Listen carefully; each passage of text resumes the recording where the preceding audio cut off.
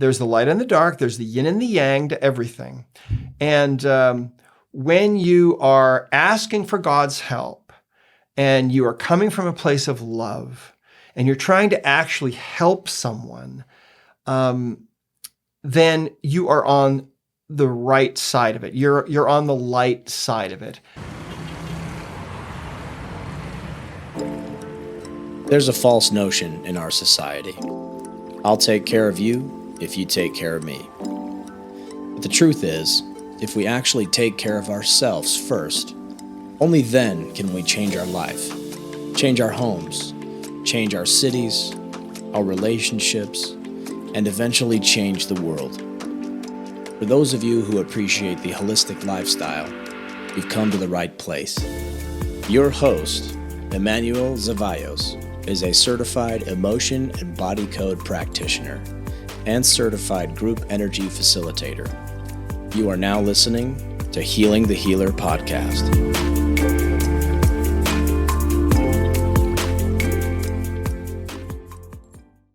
This show is brought to you by Heal, the social media platform for those who love the holistic lifestyle. Are you tired of sharing holistic tips and getting banned or going to Facebook jail for sharing the truth? Are you tired of all the Facebook political drama? Tired of people who don't support energy healing growth? My wife Jess and I created a social media platform that was meant for people who love social media, communicating with like-minded people, and love learning hacks from other wellness practitioners. It's free to join. www.haveempathyandlove.com. Plus, every week you have the option and choice to opt into a cutting-edge healing group where you get energy healing for 7 days straight. Again, it's free to join. www.haveempathyandlove.com. All right, everyone. So grateful that you guys are listening in and tuning in to Healing the Healer podcast. This is a really, really special guest we have here, and he's kind of a local. He drove about 20 minutes to come here, and but if those of you who don't know who Dr. Bradley Nelson is, you're kind of living under a rock. But he's the founder of the Emotion Code and Body Code Systems. And just to tell you a little bit about him, for those of you who are kind of brand new to energy medicine, energy healing, he's a holistic chiropractic physician, a medical intuitive. While he was practicing chiropractor, he searched to help people who struggled with emotions and diseases, which modern healthcare has not been able to assist. A little backstory is when Dr. Bradley Nelson was 13 years old, he was diagnosed with kidney disease. Doctors told his family there was no treatment, to be careful because it could be dangerous. And his parents decided to try an alternative, took Bradley Nelson to see a couple of osteopathic doctors. Within a month, he was feeling better. After going back to the doctor, they confirmed the disease was gone. So as a practicing holistic physician, Dr. Nelson specializes in helping those suffering from chronic fatigue syndrome and fibromyalgia. He successfully treated patients across the United States and Canada until he retired from active practice in 2004. So in 2009, he channeled his life's work into a simple yet powerful study course known as the Body Code System, which teaches students how to balance the body in these 6 key areas. The Body Code is being used successfully by doctors and lay people alike to improve the health of thousands of people all over the world. Welcome, Dr. Brad. Well, thank you, Emanuel. It's great to see you again, and it's great to be here. So I'm excited that you're here because number one, I think this is our 3rd interview together, so this is live in person. I think the other ones were on Zoom. Right. So technology is great, but it's better in person in my opinion. Yeah, this is really nice. Yeah. So glad to have you on the show. So, I wrote a ton of questions down, and one of the things that I did is I recently created a social media platform and have holistic people all over it, and they were asking questions too, so I wrote some of their questions down, but sure. I just want to ask you, first of all, I try to start a different way, just say what are the 3 things you're grateful for today? Oh man, today. Well, I'm grateful to God, number one. I know that I've had so many experiences that I've come to a point where I have no doubt whatsoever that God is real, and you can call God whatever you want. I mean, we all believe different things, right? But I call God Father because I believe He is our Father, and that's and I think that I've come to believe and come to know that God has nothing but love for us, nothing but love and admiration for us, and is absolutely pulling for us, but He doesn't force anyone to do anything. So I think I'm really grateful for that. I'm grateful that we're not forced in any way. I'm grateful that we get to choose for ourselves, what we're going to do in this world. And we can choose to ascend, and we can choose to have unconditional love. And one of the beautiful things about this work that I've been so privileged to help bring into the world is that it helps people to get out of their own way and develop their ability and become more able to give and receive unconditional love. It's really cool. So I'd say that's number one. That's a good one, by the way. Yeah. It's very strong. That's a pretty big one, I would say. That's a pretty big one. I've been thinking about that lately. That is a big one. Oh my gosh. I'm so grateful for my wife, Jean. We've been together it'll be 41 years now that we got married. Congrats. Thanks. We've got 8 children and 5 grandchildren. I'm grateful for all of our amazing kids. And it's incredible how unique and how different each one of them is. And our 5 grandchildren. And I'm so grateful for them. And, I guess the other thing is that the third thing I would say is that I'm so grateful to for whatever reason, have been chosen to bring this healing work into the world that I think has been such a catalyst for so many people. And for me, it was just back when I was in practice, it was just me trying to figure out what was really wrong with these people that were coming to see me. And because I was a holistic physician, essentially, I didn't have a DEA license to give people drugs to suppress their symptoms, and I didn't have a license to do surgery to remove organs and things. So I was left with this dilemma of having to figure out what was really wrong with people. And that's really where all this came from, because as time went on, the people that I saw had more and more complex problems, right? But what was interesting about it is that rather than the solutions becoming more complex over time, they actually became more simple over time. And so I'm grateful just to be in this position. Sometimes I think about it, I get to travel the world and speak all over. And, my 2 favorite things in the world are teaching and flying. And I'm a pilot, and we have this little company, and we have a company airplane. So I get to fly and teach. So it's like I have the best life. Good combo. I can imagine. Yeah, it doesn't get any better. So so those are my top 3. That's awesome. I always feel like it's always a good way to kind of bring great environment to the room if there's gratitude here, and it's a good way to start the morning when you wake up is just, what are you grateful for? And I feel like there's so much in the world, there's so much fear right now going on with so many things that are happening. And it's hard to kind of get back to the root of just, can I just be grateful for the little things that I have, And unfortunately, we're just programmed to, once we lose something, then we finally start becoming grateful for it. Sometimes we're programmed like that.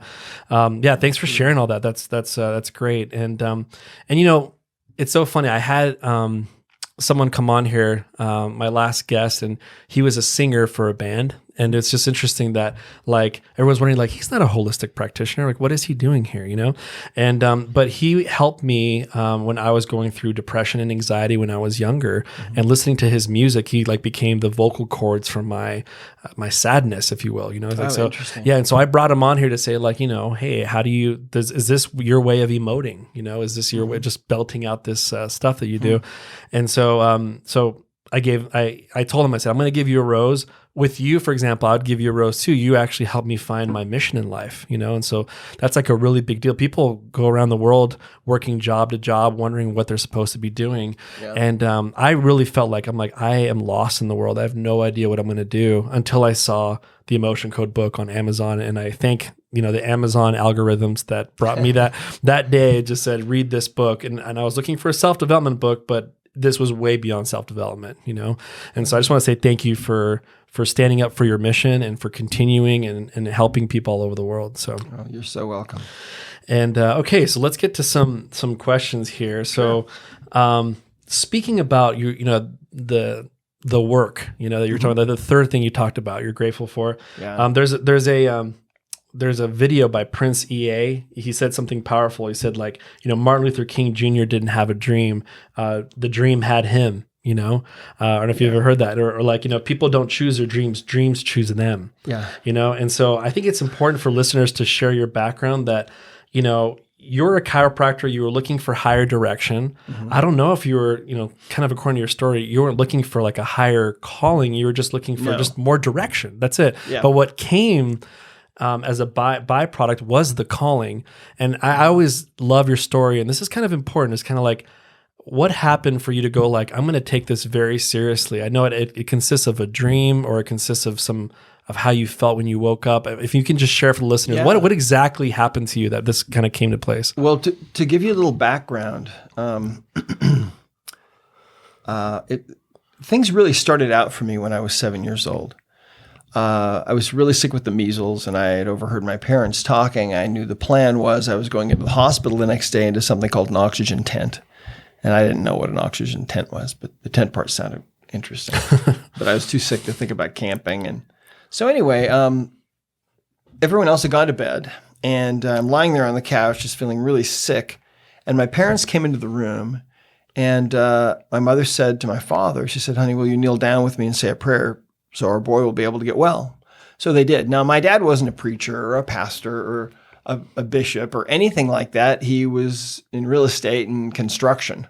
And I think it was probably the first time, knowing my dad, it was probably the first time in my life that I'd heard him pray. But anyway, they were worried about me, so my dad starts offering this prayer. So in the middle of this prayer, something happens that was really unexpected. This change began at the top of my head, and it went whoosh through my body to the soles of my feet, and I was instantaneously healed. Now, to go from being completely well one moment to being completely, vibrantly, totally healthy in the next instant is so bizarre and so kind of impossible, really, that it sears into every particle of your being. And I remember everything that happened for those moments, even though I was only 7 years old. I remember it like it happened yesterday still. And I waited till my dad was done praying, which didn't take long. And when he was done, I said, I'm better. And they said, okay, that's fine. Go back to sleep. Tomorrow you're going into the oxygen tent. And but that was a pivotal thing for me, because it really taught me in this indelible way that there is a higher power that we can draw upon. And so I filed that away. And so then you mentioned already about when I was 13, I got really sick with kidney disease. And it was through the care of a couple of holistic chiropractors, or they weren't chiropractors, they were a couple of old-time osteopathic doctors, actually, that had split from the osteopathic profession when they were engulfed by the AMA, and they didn't want to have any part of it. They didn't care about prescribing or anything like that. So they started working with me, and I got better in short order. And so I decided that's what I wanted to do with my life. And it was interesting because I can remember lying on my back on their table saying, when I'm 13 years old, saying, when I grow up, I want to do what you're doing. And they'd say, no, you don't. They'd say, if you go to chiropractic school or naturopathic school or some other school of natural healing, they said, they'll fill your head so full of fixed ideas that when you get out, you'll be like a zombie. You won't even be able to think for yourself. And I mean, wow, it really made an impression on me. Well, so then I went to school in 1980 in Hawaii, and I took a class on computers. It was a class in the basic programming language. And computers back then were really super primitive. I mean, 1980, we were working on these Radio Shack TRS-80 computers, and I think they had a cassette tape or something that you could put in, and there wasn't much you could do with them. Was there floppy drives back then? I don't even know if floppies were invented yet. It was maybe right before that. And anyway, it was totally captivating to me. And I mean, I just fell right off the cliff into computers. And so I became a computer programmer. I ended up having a business called The Computer Tutor back in the early 80s. And nice. What I would do is I would go into people's businesses that had bought a computer that didn't know what to do with it because there was no software. And I would look at all their processes and figure out what their flow was. And then I would write, just really basic software that could help them. Mm-hmm. So that was really fun. And I mean, I was on top of the world. I thought, man, I'm going to do this for the rest of my life. This is awesome, right? And so, so then what happened was my wife and I were going to BYU. I was about 6 months away from going into the MBA program to get my master's in business. And we went home to Montana, where I'm from. And we were sitting around with my mom and dad, around the fireplace, just talking to them. And my dad, all of a sudden, totally out of the blue, says to me, "Are you sure that you don't want to go to chiropractic school? Because it seems like a great career and you've always wanted to do that." And I said, "No, I'm going this other direction. I'm going to get my MBA and then go to work for Exxon or something like that." Right. And he said, "Well, why don't you think about it one more time?" So this is the guy that gave me the blessing, right? Or that was praying for me and I was instantly healed. So I tried to pay attention. Do you know why? Smart. Yeah. Do you know why he kind of thwarted you to that? Like, what was the intention behind that? I think that my dad in World War II, my dad was stationed in India, and I think that when you're in the army, I know that when my dad got out of the army, he swore he would never work for anyone ever again, and so he became an entrepreneur at that point. And I think that might have been part of it, that he... that makes sense. He just felt like I would be better off just being my own boss and not being controlled by somebody else. And so anyway, I thought, okay, I'll think about it one more time. And so my wife and I made up this pro and con list of going into the healing arts or, getting my MBA and working, in the C-suite or whatever. And it was kind of long on both sides. So having learned that there is a higher power, that night I got on my knees and I prayed, and I'm sure we were praying together, but I remember asking, just basically asking for guidance. I'm not sure what to do, because I felt like I was suddenly back at this middle of the road spot, or like I was right on the fence again. Mm-hmm. And I thought I had my life figured out. I thought I had my direction already resolved, but now I'm back in the middle of the fence. And I could have gone either way. And I really don't know what to do. And so I prayed and I said, "Father, if you have any idea about what to do here, help me to know, because I'll go either way." So that night, I had this experience where I woke up 3 different times that night. And each time that I would wake up, my mind, I think what woke me up really was these feelings that I was having of how great it is to be able to help people naturally and serve people. And I'd wake up and I'd think, well, yeah, but the new IBM PC has a 4 megahertz processor, whatever. Yeah. And I fell back asleep. And so that happened 3 times that night. So the next time, I'm not convinced. I don't know what to do still. So that night, I'm on my knees again praying. And on the next night, the second night, the answers were much more powerful. In fact, I was again awakened 3 different times. But each time that I was awakened, the feelings were like exponentially more powerful than the time before, such that on the 3rd time that I was awakened on that second night, I mean, I can't describe it. It was overwhelming feelings of service to mankind and humanity and the whole entire world. And right then I heard a voice that spoke to me as clearly as I'm speaking to you now. And it said, "This is a sacred calling." And I thought, okay, I get it.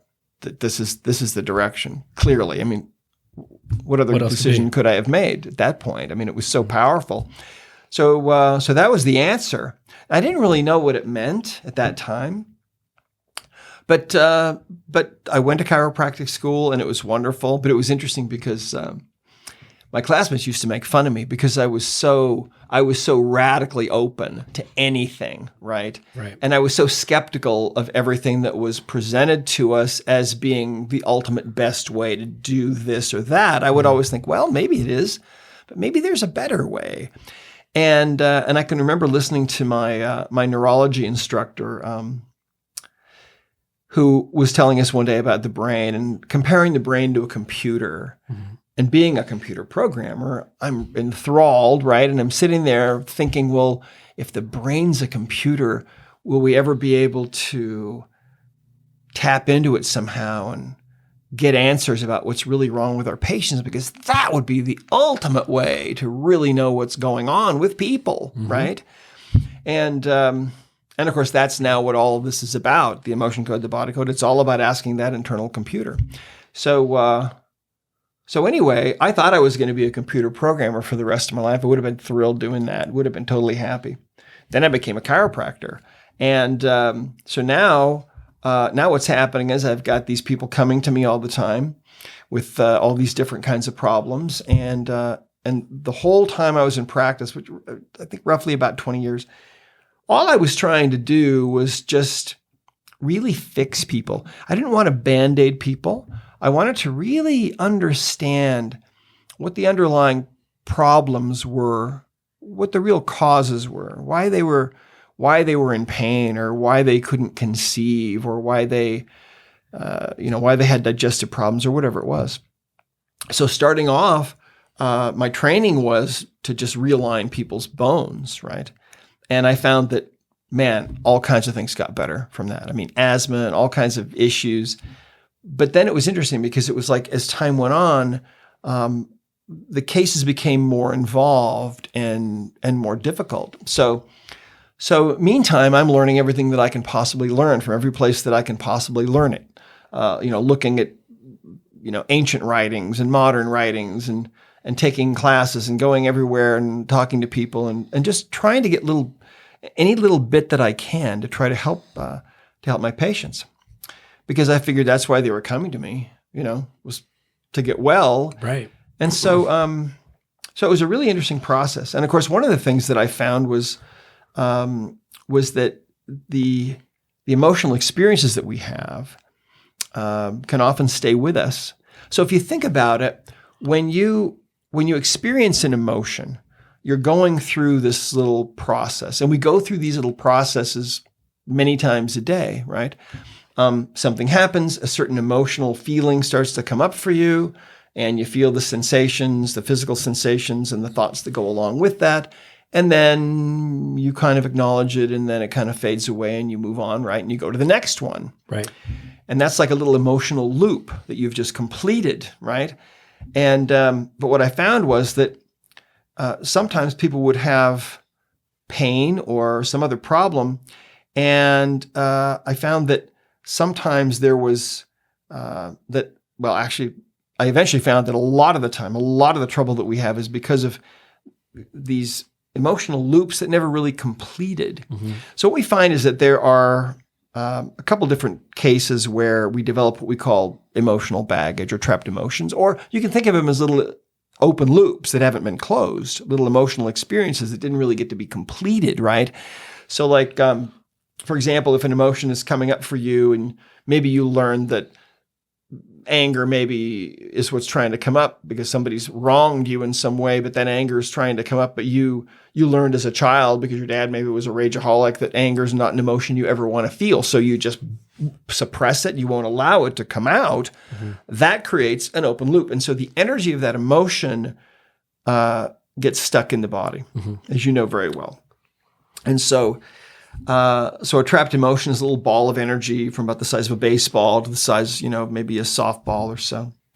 And, but it was interesting because I was in this, it was like a perfect laboratory really for me, because I had a steady supply of people coming in with all kinds of different problems, people of all ages and with all kinds of things. And so as time went on and I became better and better at actually asking their subconscious mind what was really going on with them. And that was a process. It didn't just start out on day one when I was in practice of actually knowing that. It was more like a gradual, over time. I got better and better and better at it.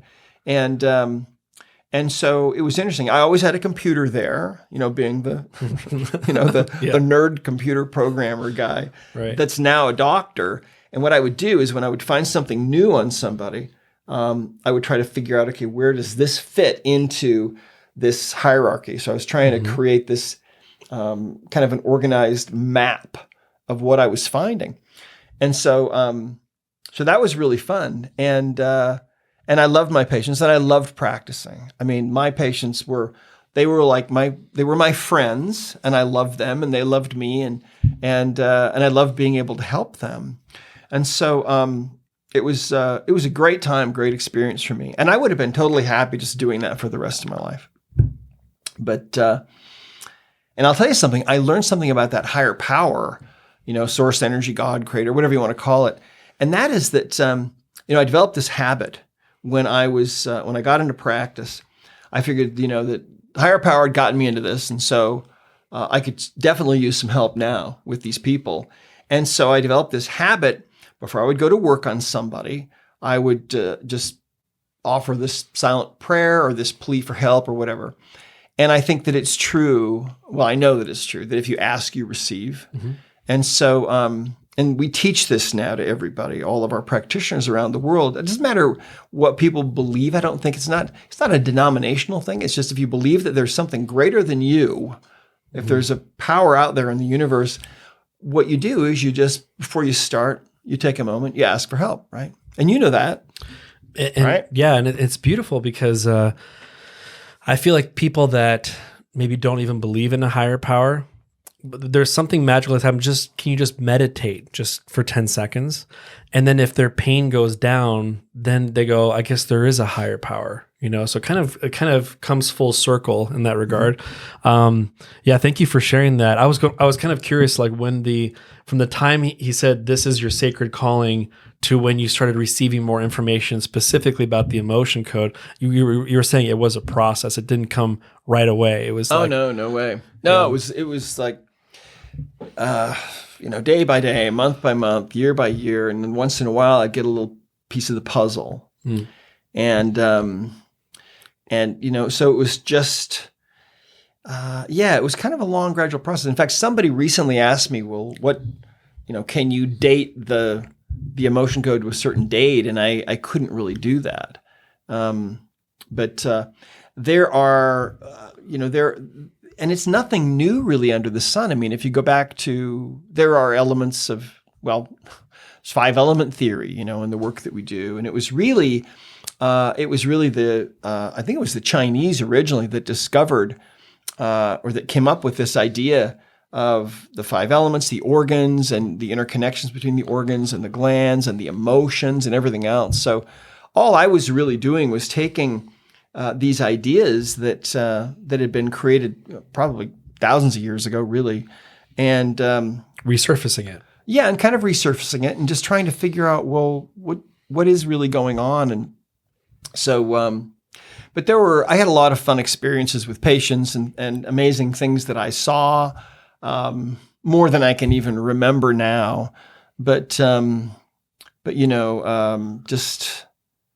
just lots of really fun things.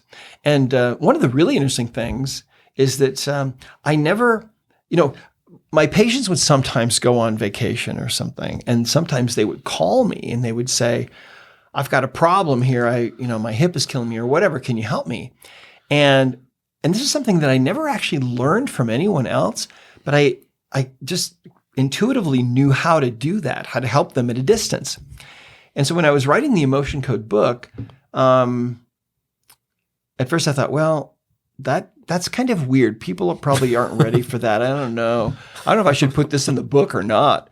And so I said a prayer about it and meditated a little bit, and the answer was clear. Yes, this needs to go in the book. And of course, now we've got almost 10,000 practitioners in 80 countries or more around the world, and most of them are working with other people at a distance. In fact, a few weeks ago, we were in Istanbul. I was telling you a minute ago about one of our practitioners that we met who works with people all over the world, mainly from the U.S., and he's actually from Pakistan. And so it's really opening the world in this really interesting way.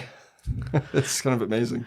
And what's interesting is I feel like recently more and more people are questioning less the idea of working long distance. I don't know if when you first started, it was kind of a gritty new information, but I feel like at least for me in 9 years of working, it's kind of like there's always that small 2% that's just like, okay, what's going on here? And I'm just like, I don't know, Einstein's spooky effect. I don't know if you've heard of that. And he's like, what? You made it more weirder. I'm like, I'm sorry. But yeah, I just feel like more people are open to it. Because I think, and let me know if I'm wrong with this, is that I think the baby boomers and a lot of the people that have gone through the Western route are just sick and tired of being sick and tired. Right. And so if I have to believe someone that you can work on me long distance, it's almost like they're in a state of desperation. Yeah. And so then I think the openness, or like it's almost like a byproduct, you could bring some faith in there and something brand new because everything else didn't work. Right.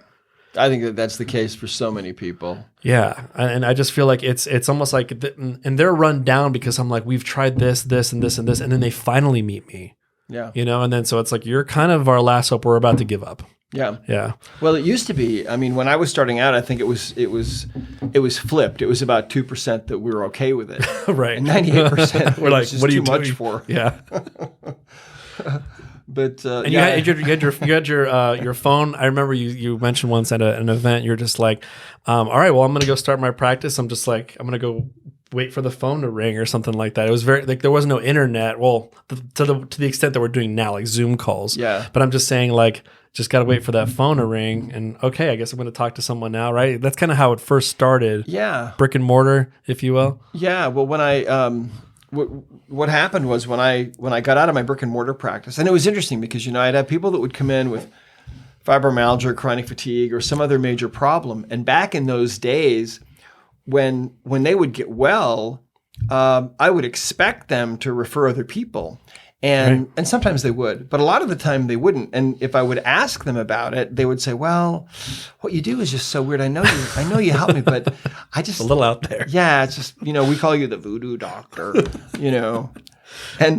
But really, if you understand anything about quantum physics, you realize that this is all just really how healing needs to be done and how it should be done, and it all makes perfect sense. If you talk to someone who understands quantum physics, all of this just fits right into their worldview, and that is reality. That we all are interconnected, and there are all these amazing principles from quantum physics. The Einstein's spooky action at a distance. The entanglement and the collapsing of the wave function, and it's fun stuff to talk about. It's all so interesting. But what happened was, in fact, I have to tell you, when I got out of practice in 2004, I started working on the Emotion Cookbook. Right around that time, there was a man, I can't remember his name. He was a chiropractor. I think he was in Ohio, and his foot was really hurting him one day, and he was frustrated, and he just started talking to his foot, and his foot, he was able to realign something in his foot by just talking to his foot, and he was kind of blown away, and so he created this whole system, and he found he could work on people over the phone and so on. Well, he was called in before the Board of Chiropractic, and they took away his license and said that he was insane. And that wasn't even that long ago. Right. Mm-hmm. So anyway, what happened was when I was writing the book, which came out for the first time in 2007. Actually, it came out the same month and the same year as the iPhone, to help you, to relate to that. Anyway, what happened was that I was working on the book, and I put the chapter in there about working at a distance and so on. I thought, well, when people read this, they're going to probably want help, and so I thought I better put something in here where people can get a hold of me if they really need help. So I did. And I never really planned on practicing again. But what happened was, within about 6 months, that had created a whole nother practice for me that was a completely different kind of practice. It was really interesting because I didn't have any overhead. I just worked out of my house.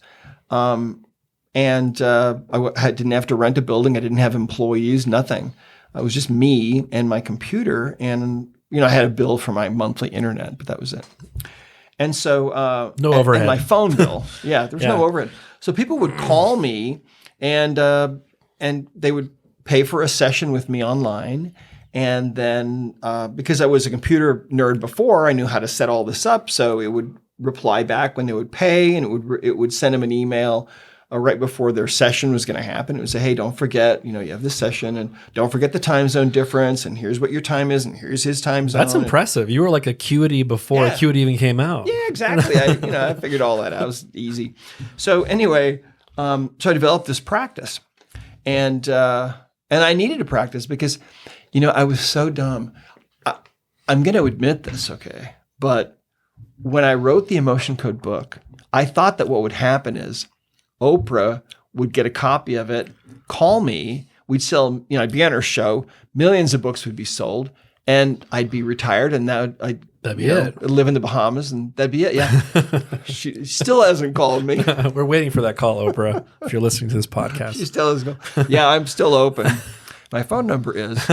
Anyway, so that's kind of what I thought. So it was a good thing that I had that distance practice, because it enabled me to support myself and my family really well. And I only worked 3 days a week. I worked Monday, Wednesdays, and Fridays from 8 a.m. to noon. Well, so this went on for a while. And then one day we're going to go on vacation. And I'm thinking, okay, how am I going to do that? Because I've got all these people lined up and they're going to be calling me. And so I did some research and found out about a Skype number.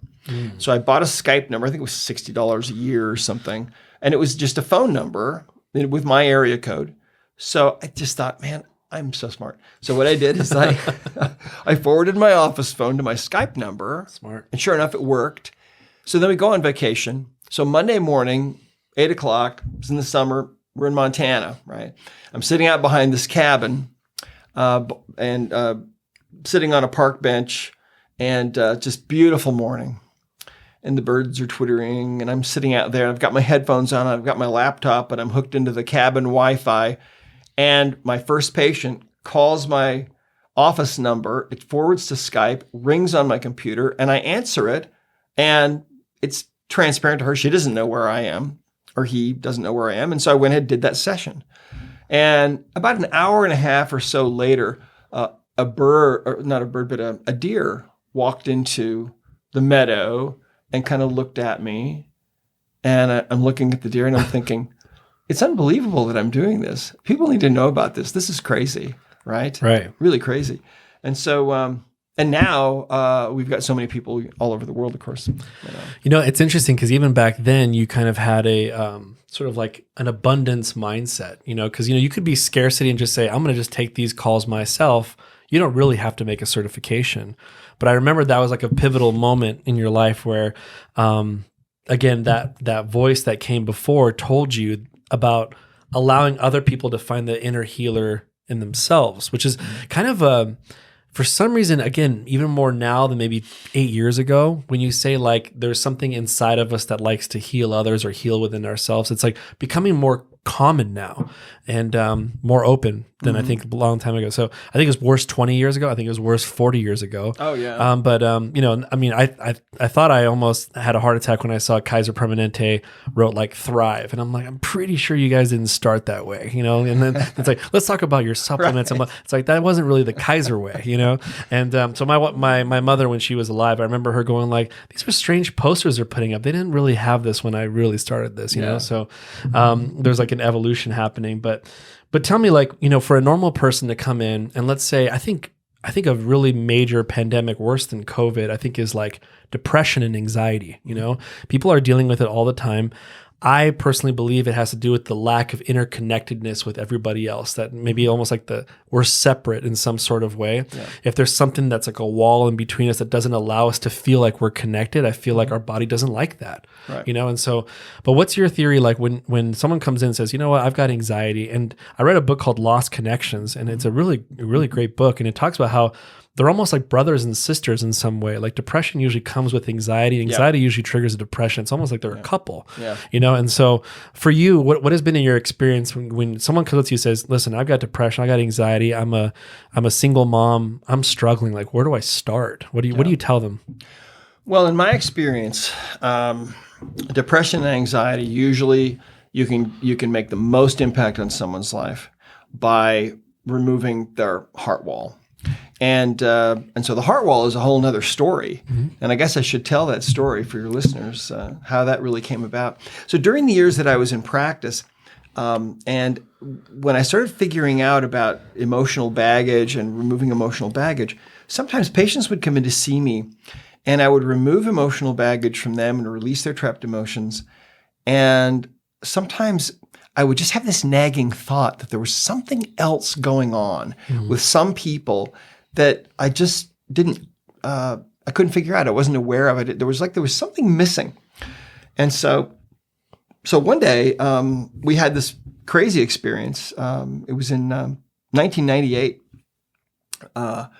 I was supposed to speak at this conference on magnetic healing. It was in Portland, Oregon. And so my wife and I were there. And early on the morning of this conference, my wife wakes me up, which never happens. And she tells me that she's had this dream. And as I'm trying to help her decipher what her dream means, I have this experience that I can only describe as a waking vision, where suddenly the room that I'm in is not there anymore. And instead I'm looking at this incredibly beautiful hardwood floor. And I can't really describe this, but it was like the most beautiful floor I've ever seen in my life. Just absolutely gorgeous. Looked like it had 1,000 coats of polish, it was just beautiful. I've never seen anything like it since then. And it was so real. It was in 4K, 8K, 12K resolution, whatever. It was perfect. And this lasted for several minutes. And as I'm seeing this floor, I have this understanding that comes into my mind that my wife's heart is underneath this floor. I don't know what that means, right? But I told her what I was understanding and seeing, and she didn't know what it meant. But I figured, okay, this is about her, and this is somehow coming out of her subconscious mind or is a message from the higher power about this. So we need to figure this out. So I started asking questions, and we figured out that when she was 2 years old, she started to put up a wall around her heart, that this floor actually represented a wall, this energy field really, that had like a force field that had been put up around her heart to protect her heart from being totally broken, right? And because she was born into a very volatile family. Her dad was a rageaholic, and he was always blowing up at somebody, and nobody ever knew who was next. And so everybody was walking on eggshells. So by the time she was 2 years old, her subconscious mind started to put up a wall around her heart to protect her heart, or it was going to be broken, right? So anyway, I asked, well, can we start removing? We tested what the wall was made of was trapped emotions, or in other words, those emotional energies that were trapped in her body. And I asked, can we start to release these? And we got a yes. So we started releasing those, and it took us a couple of weeks. We could release one or two, and then we'd have to wait. It's much faster now, right? But that was the first one. It took a couple of weeks. And when the last emotion was released from that wall, all of a sudden some huge shifts happened for her. She had always felt, she'd battled depression and anxiety for years. And it always felt like no matter who she was with, no matter what group she was with, no matter if it was friends she'd known her whole life, she never really felt like she belonged. She always felt like she was kind of the odd person out, like she was expendable, and like she didn't really belong. And it was easy to feel negative emotions, hard to feel positive ones, hard to feel love and experience love and joy. And when that last emotion was removed and that wall was taken down, all of a sudden, all of those things shifted for her in this really beautiful way. And for the first time, she felt like she belonged with people, and it was crazy. So I remember at the time thinking, my wife has been like a guinea pig for me. And that's a joke between us. She's kind of been my guinea pig for years. And she's had weird things that I've been able to help her with and fix, right? And I've learned a lot of things working on her.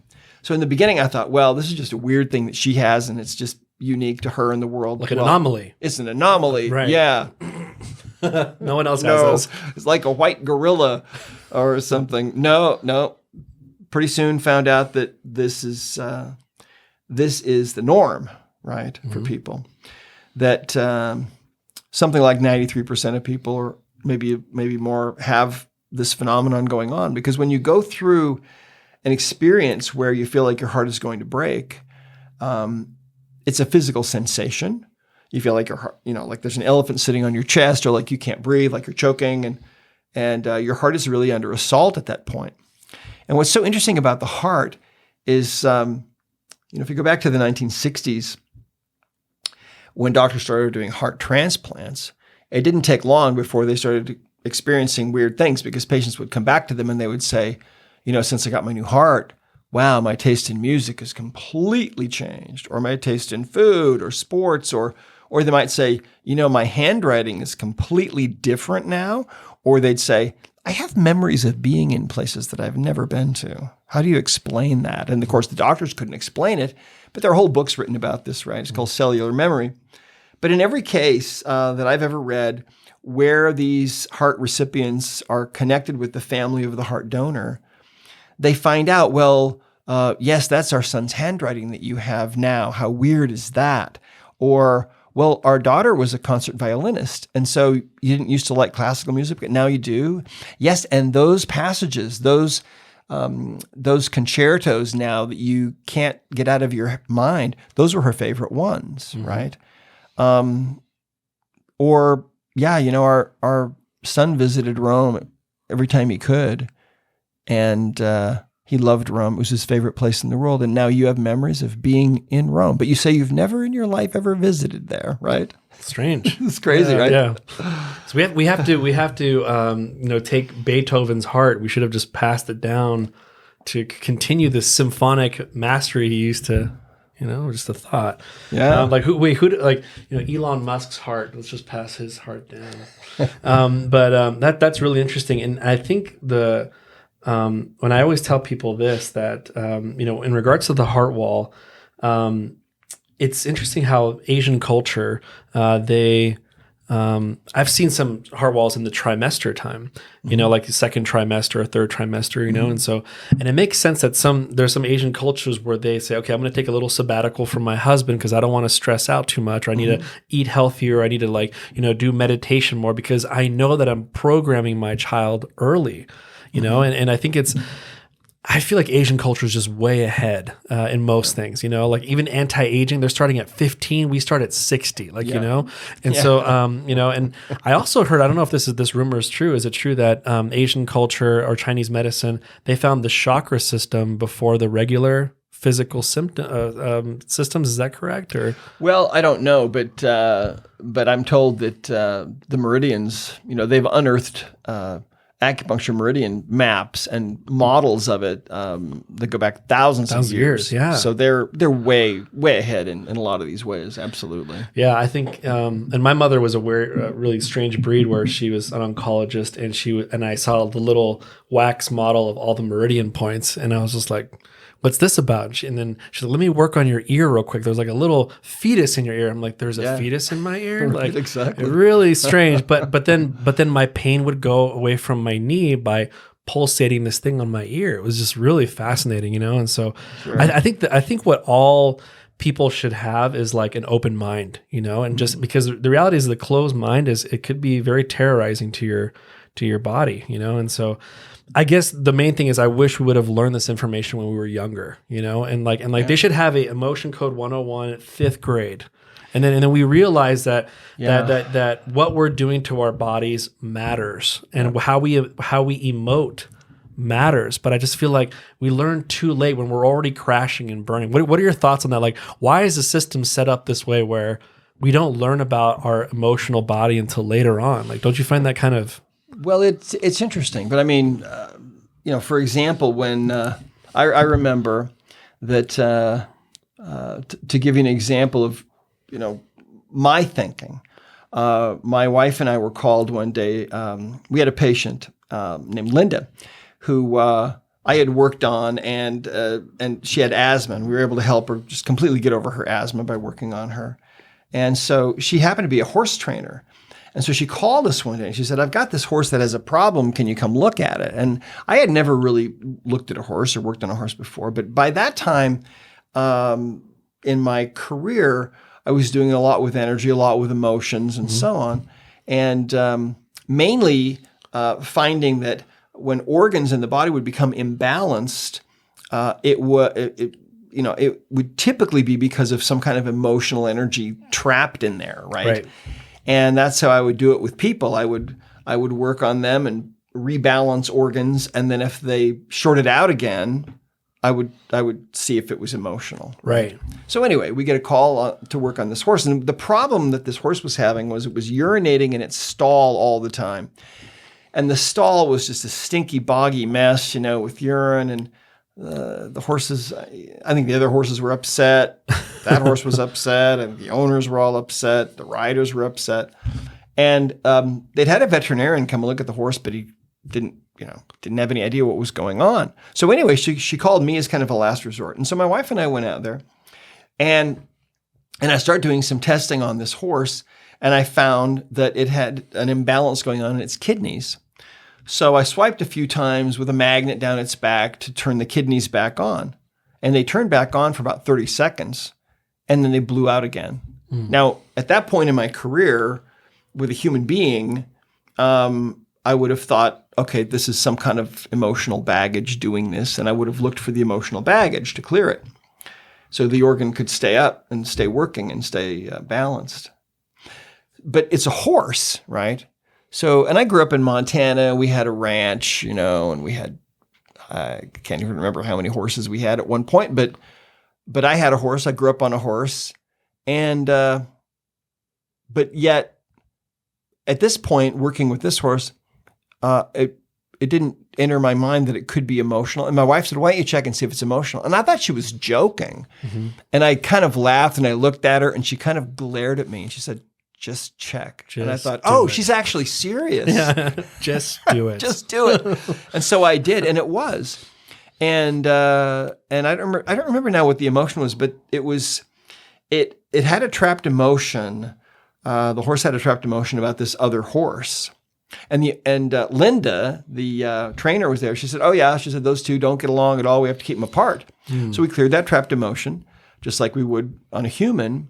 And that totally fixed the horse. So that was kind of the beginning for me. But, if you think about it, I'm a baby boomer, right? Yep. And I was born in 1957. And so what did we all learn? Well, we grew up watching John Wayne and men don't cry and right. And so if you've got emotions, you bottle them up, and the world is supposed to be this way and this way and this way. And so, and then you've got the whole pharmaceutical industrial complex pouring money into creating shows, even back then, like Marcus Welby, and so on. And which I enjoyed, by the way. It was one of my favorite shows. But now if you bring that forward, everybody's been so conditioned. We're so conditioned, and so more so, I think, than any other society that's ever existed. We're conditioned because you can't watch TV for more than 2 minutes without seeing some kind of a drug ad, right? I was wondering with American Idol, I think more people vote on American Idol than people vote for the president of the United States. It's like, oh my gosh. Sorry to blow your casket there, but so that's Really? the case. And so what's interesting is that the commercials of the big pharma always show up on that. It's just always just like, this causes this, but symptoms may include da da da da. And there's that long line, and someone's playing frisbee, and the dog's happy. I'm like, they're listing horrible things, and they're showing positive images. Like, that can't be right. Yeah. But it's interesting though that they know that that's the highest viewers they will ever see, and it seems like big pharma just sticks its nose in there, and kids are watching it, just going like, take this medication. It is some form of indoctrination that's happening. So I didn't mean to interrupt you, but I feel like there is some type of system that doesn't allow us to look inward, because I don't think it profits them for us to look inward. Well, right. There's really no money in it for the pharmaceutical industry. And, as chiropractic, for example, became more and more effective and expanded more and more, it came to be seen as a danger by the medical profession. And so they engaged in this covert campaign to contain and eliminate chiropractic, quote unquote. And they were found guilty. And I think it was in about I think it was in the early 80s or late 70s. They were found guilty. The American Medical Association, the American Academy of Surgeons, and there was another one too. As I recall, they were all found guilty of violation of the Sherman Antitrust Act. because of what they tried to do to destroy another profession. Well, think about that. I mean, it's all about money, really, and power and control. And what we see now in the world is these old power structures that are battling tooth and nail, right, to keep everybody dumb and to, and of course, you mentioned in the beginning, I think we're talking about fear, and how fear is used to control everybody. And when you're in a state of fear, it kind of shuts things down for you. It not only shuts down your immune system and interferes with your ability to really be healthy, but it also shuts down your ability to really reason well. And so governments and other control systems have used that very successfully for a long, long time to control people. And that's why in the world that we're living in today, sometimes the best thing you can do is go on a media diet and stop allowing yourself to get sucked into the whole fear mongering, because I don't really believe there is any reason to fear anything, really. I think that in other words, if in your own life and in your own mind you're right with the higher power, if your life is aligned, then I think that you can have a great day every day. I mean, not to say that things don't go wrong, sure, but it's all in how you look at things. It's like the guru, I can't remember his name, but there was a famous guru once that said, in my world, nothing ever goes wrong, right? Think about that. I mean, it's a different filter. It's a different filter, yes. And so if you approach life that way, that you're going to have gratitude for whatever comes along, because whether things come along that could be perceived as good or bad, you're going to learn either way, right? But if you can maintain yourself in that kind of a level where you are feeling gratitude, I mean, this is the real black belt, I think, way of living. Just bring it. Is having gratitude for everything that comes along, and that's not an easy thing to do. No. But no, that reminds me of the New Testament of the Paul speaking. I glory in my tribulation. Because he knew who he was right with, and he was willing to accept anything that life was brought to him because he knew it was just going to strengthen him to get closer to his Creator. Yeah, and that is deep stuff. It's like, if we can get to that point, and then it goes back to, both of our mentors, Tony Robbins, where he says, life is happening for you, not to you. Absolutely. So you can't be, you're a victim if you think it happens to you. Yeah. But if it's for you, then it's just there's always a silver lining, Yeah. That's my favorite Tony quote. Yeah, that one. Solid. I mean, it's just, Right I taught my son to say that, and we were in the pool, and I said, "Hey, I need you to say that quote and say it with like a lot of power, like you know what you're talking about, and then I want my other son to just tackle him, and it was a really cool video of just like kind of like how a young generation would be like, what are you talking about, But then as you grow older, you're like, wait a minute, that's a great way to look at everything. Yeah, really, truly is. Yeah. So I have some more questions for you. So sure.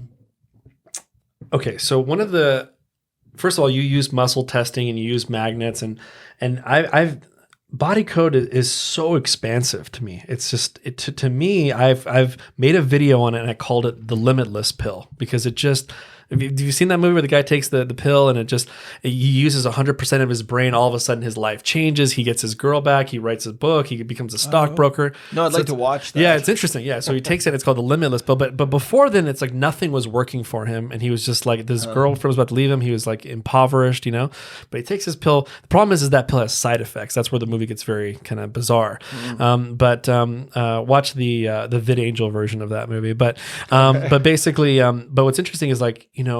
The body code is so expansive. And I always tell people this. I say, when you come in, let's just focus on the symptoms that are just driving you mad first, Sure. And let's get you what we call to ground level. And ground level is where you just kind of like start feeling like yourself again. Then the goal is, how high do you want to fly? Because I said the body code system was not for you to go to ground level. Because it's kind of, you've seen this before, where some people are dealing with so many symptoms that they can't even think about the future. Like 5 years from now is like scary to them. Making wealth goals is scary to them. It's just because they're just trying to even get out of debt, Sure. And so, but let's just be real. you made the body code system for people to flourish in every area of your life. And I remember you said a statement on stage that forever changed me. And I remember I writing it down on my notepad. I think my paper exploded. But you said something like, everything that's wrong with your life is just an energetic misalignment. And I remember jotting that down going like, wait, he can't be meaning everything, and then you started saying different things like, how many of you would like to learn languages faster? How many of you guys would like to increase your wealth? How many would and I was taking lots of notes and saying, he's talking about every aspect of your life. So did you think that the body code was going to be that expansive where you said, you know what, this is going to help out with relationships. This is going to help out with your spirituality. This is going to help, but this isn't just to get over your depression and anxiety. Did you ever think it was going to be that way, or not really initially? It was kind of, and just so that your listeners understand kind of how all of this happened. I mentioned how I had a computer there with me when I was working on patients, and as I would find new things, I would plug them in, and sometimes the things that I was learning, I learned from the higher power, right? Mm-hmm. Because I had this habit of asking for help, and sometimes people would come in to see me and I didn't know how to help them. I didn't know how to approach their problem. And so I would just offer this routine, short, momentary pause. Nobody ever knew that I was praying for them. It was just a momentary pause and just asking for help. And there were times in those situations where the information would just flood in like an avalanche of data and understanding. And that didn't happen very often. I mean, that was the exception for sure. But that did happen. And so that taught me that higher power, or whatever you want to call it, is aware of us all the time, and that help's always available. I think most of the time when we ask for help, it comes in subtle ways. Mm-hmm. Like it might be a thought or an impression or an idea, and we usually think that we came up with those on our own. Mm-hmm. But there are angels around us that give us those things. But anyway, let's see. Well, so that all of that, I was kind of cataloging and building this mind mapping system.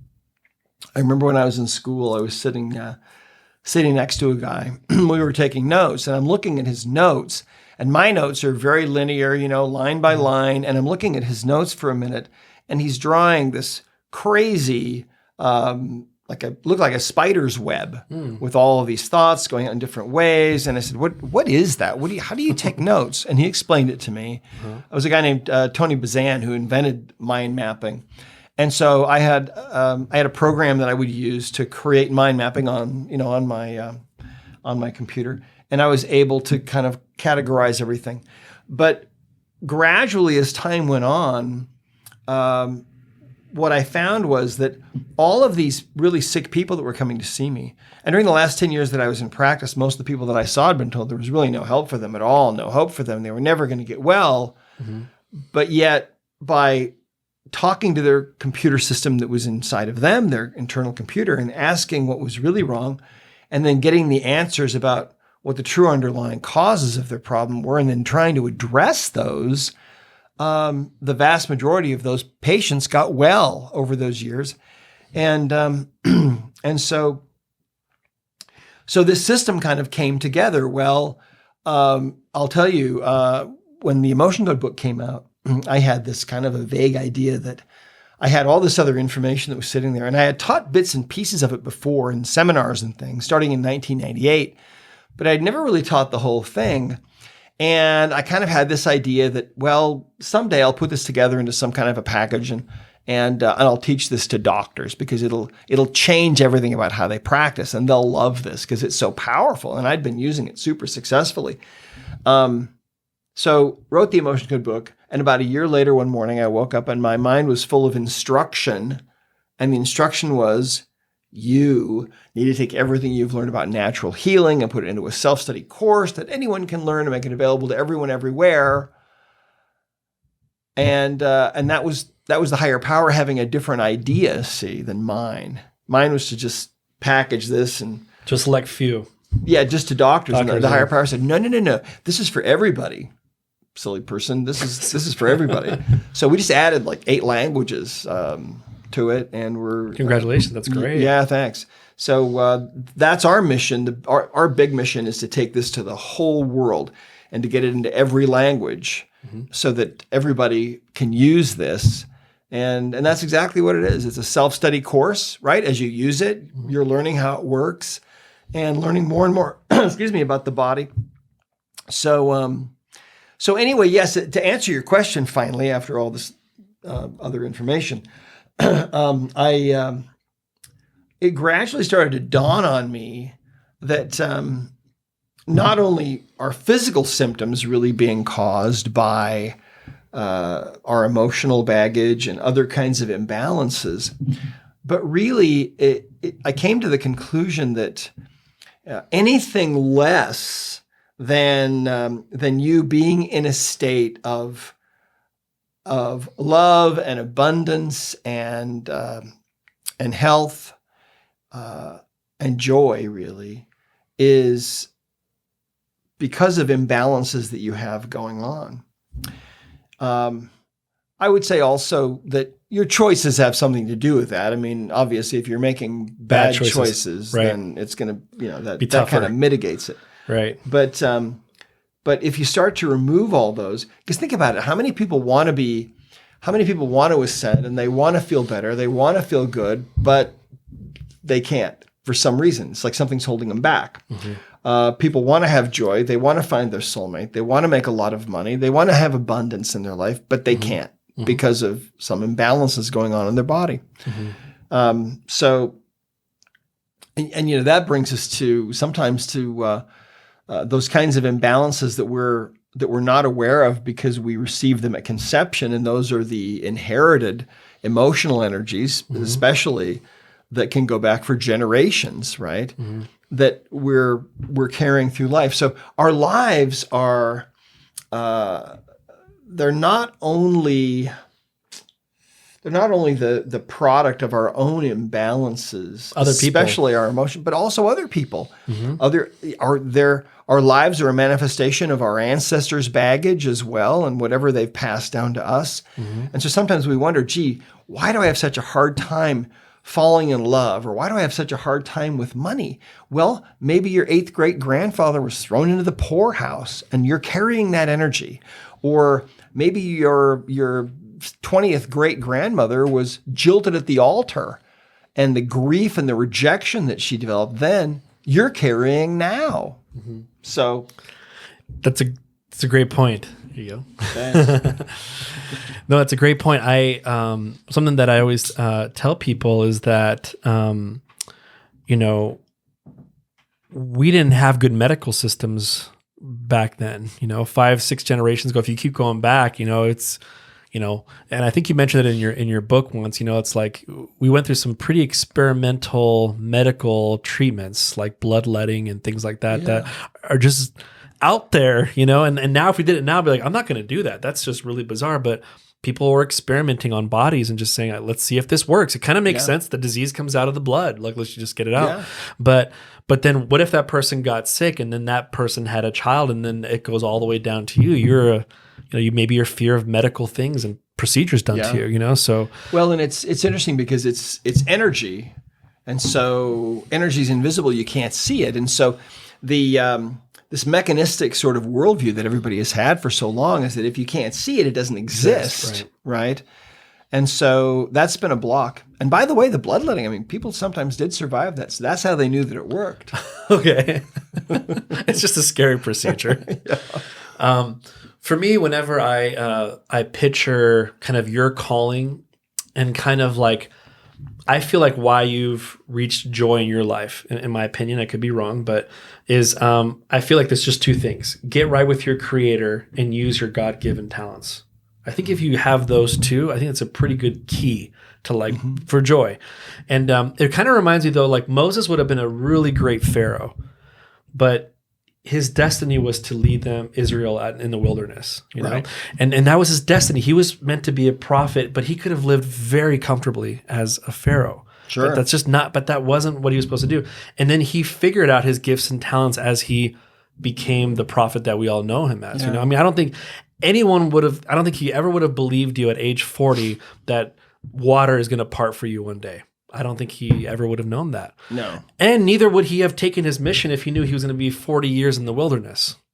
Yeah. I think he would have been like, I think that's someone else's mission, not mine, but it's just interesting how, like, for me, Moses is the prototype of like, should we stay comfortable at a job and maybe not, because it's just safe, it's just, I'm going to do something that's just safe and be a pharaoh, or am I going to go out of my way to find my calling, and that maybe I did work on my gifts and talents before I came here on earth, I think we all have to make that decision.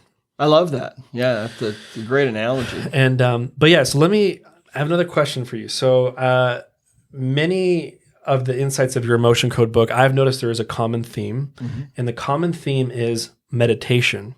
I've noticed multiple times while I was meditating this, how important is meditation for clients, practitioners, for yourself? How has that been very crucial in your kind of developing the system? Well, I think that for me, prayer and meditation kind of go together, because there's meditation where you're just listening, right, or your mind is just clear, and that's when those answers can come, and that's when those answers flow in. It's interesting, in my life, a lot of the answers that have come to me will come in the morning hours just as I'm waking up, because I don't have anything else going on. My mind is kind of totally at rest. And so I try to have a piece of paper and a pencil or a pad by my bed, because sometimes something will come to me in the morning, and if I don't write it down immediately, it goes away and I forget it. It's like the old saying, ideas are slippery like fish, and if you don't gaff them with the point of a pencil, they'll get away. Right. And so prayer and meditation, there's kind of this overlap, I think, of the two, and I think that you're absolutely right. It's the phrase that comes to me is when it's from one of the Star Trek movies where Spock is talking to Captain Kirk, and he says being a starship captain was your first best destiny, right? And that phrase has always stuck with me, because what is your first best destiny? What is it? And how do you figure out what it's supposed to be?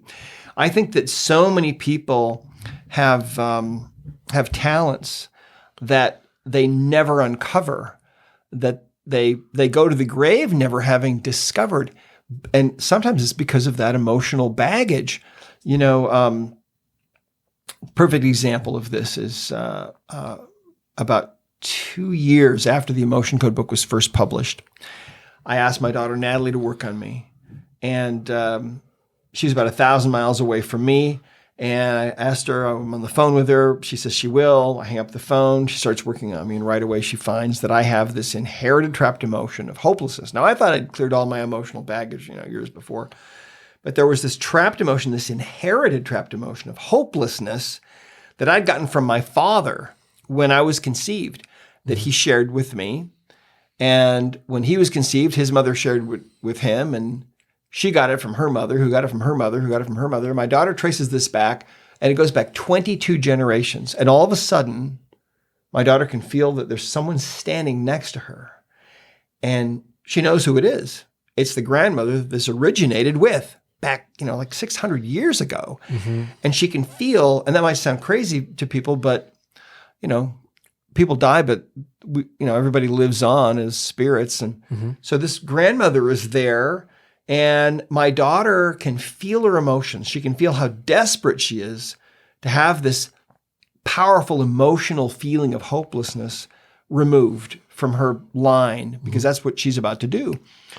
And that's what she had passed on, that was shared hundreds of years, right? My daughter can also feel how grateful this woman is, how overwhelmingly grateful she is that this is being done. And so my daughter releases that trapped emotion. She's working on me at a distance, right? And it releases from the grandmother, and she can feel it ripple through and release from all those generations back. I'm sitting at my desk, and I'm not talking to her, but all of a sudden the craziest thing happened. All of my life, I had this background feeling of hopelessness that was just there in my mind, and I never even knew that it was there in my mind. until that moment that it was released. And when you release something like this, a trapped emotion that's been shared down a line like that, if you clear it from one person, it releases from everybody. So the whole line it's released from. And when it released from me, it was like all of a sudden, I recognized that I had that background feeling of hopelessness there my whole life, every waking hour of my whole life. It had been with me, a constant companion. I didn't even know that it was there until it was gone. And then it was like the silence was deafening. I mean, imagine when I was writing the Emotion Code book, to be able to write, I would have to psych myself up for an hour, half an hour to an hour every day just to overcome the feeling of hopelessness. And, I'd listen to Tony Robbins and watch really positive things and videos on YouTube, whatever.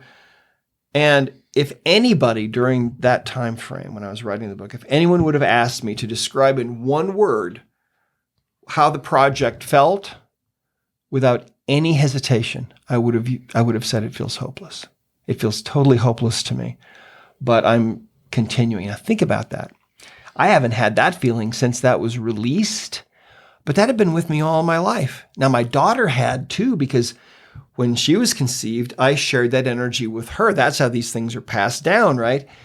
Well, my daughter is one of the most amazing artists, one of the most talented artists that I've ever seen. I mean, she's just incredible.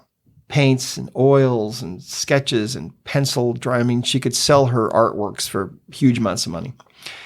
But she had never painted a thing, see, until that energy was released.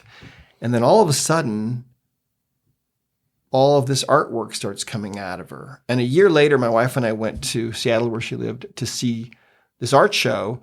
And there was all this art. We couldn't believe it. Our minds were blown. And I think because of that energy that she was holding that was so powerful from what happened 600 years ago to a grandmother, I think that if that had not been released, I would have probably continued. I think I would have continued to feel that hopeless energy my whole life, and it would have affected me. But I think she probably would never have painted a thing, see? And because that had to be removed, I think. So if you think about your own life, and you have ancestors, and what did they go through? And what have you been through? What kind of traumas, were you bullied? Were you abused in some way? Or, you've been through breakups and bad jobs. I mean, did you used to cry yourself to sleep at night? What kind of emotional baggage do you have?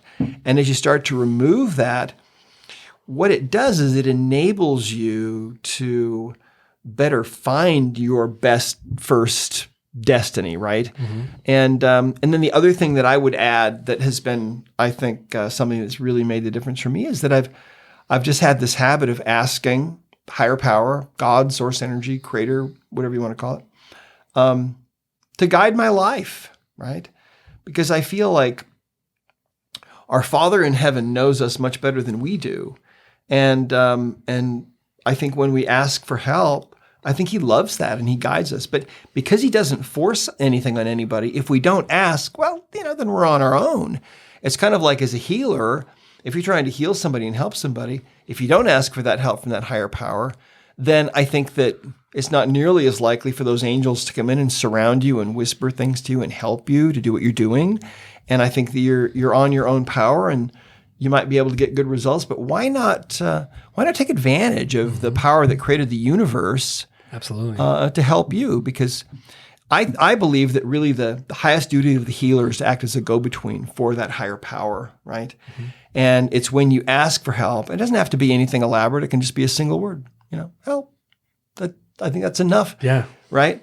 And what you're doing is you're opening a conduit then. And you're also acknowledging that this is not about you as the healer, mm-hmm. that the go-between. Yeah, you're the go-between. You're the instrument. Ideally, you want to be the instrument in the hands of that higher power to facilitate that healing. Mm-hmm. And what I think is interesting is that the moment your ego steps in and you start thinking, oh, I'm all that, look at what I've done and how I've helped this person, in that moment, you cut yourself off from the source of your power, right? Mm-hmm. Because the source of your power is God, the higher power, the creator, source energy.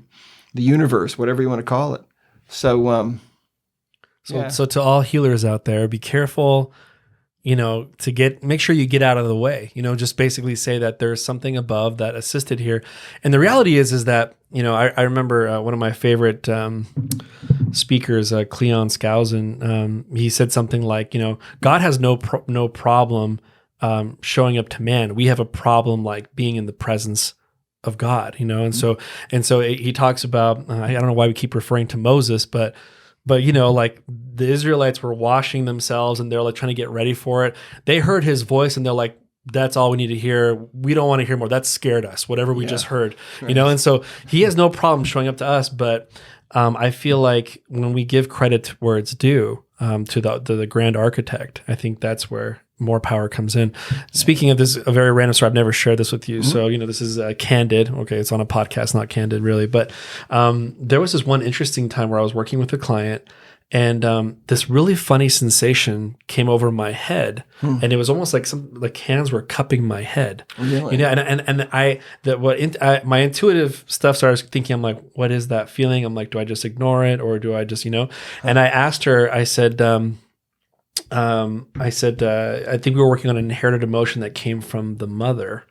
And I said, your mother's not here, right? And she's passed away. She said, she has passed away. Did she ever give you any blessings at all?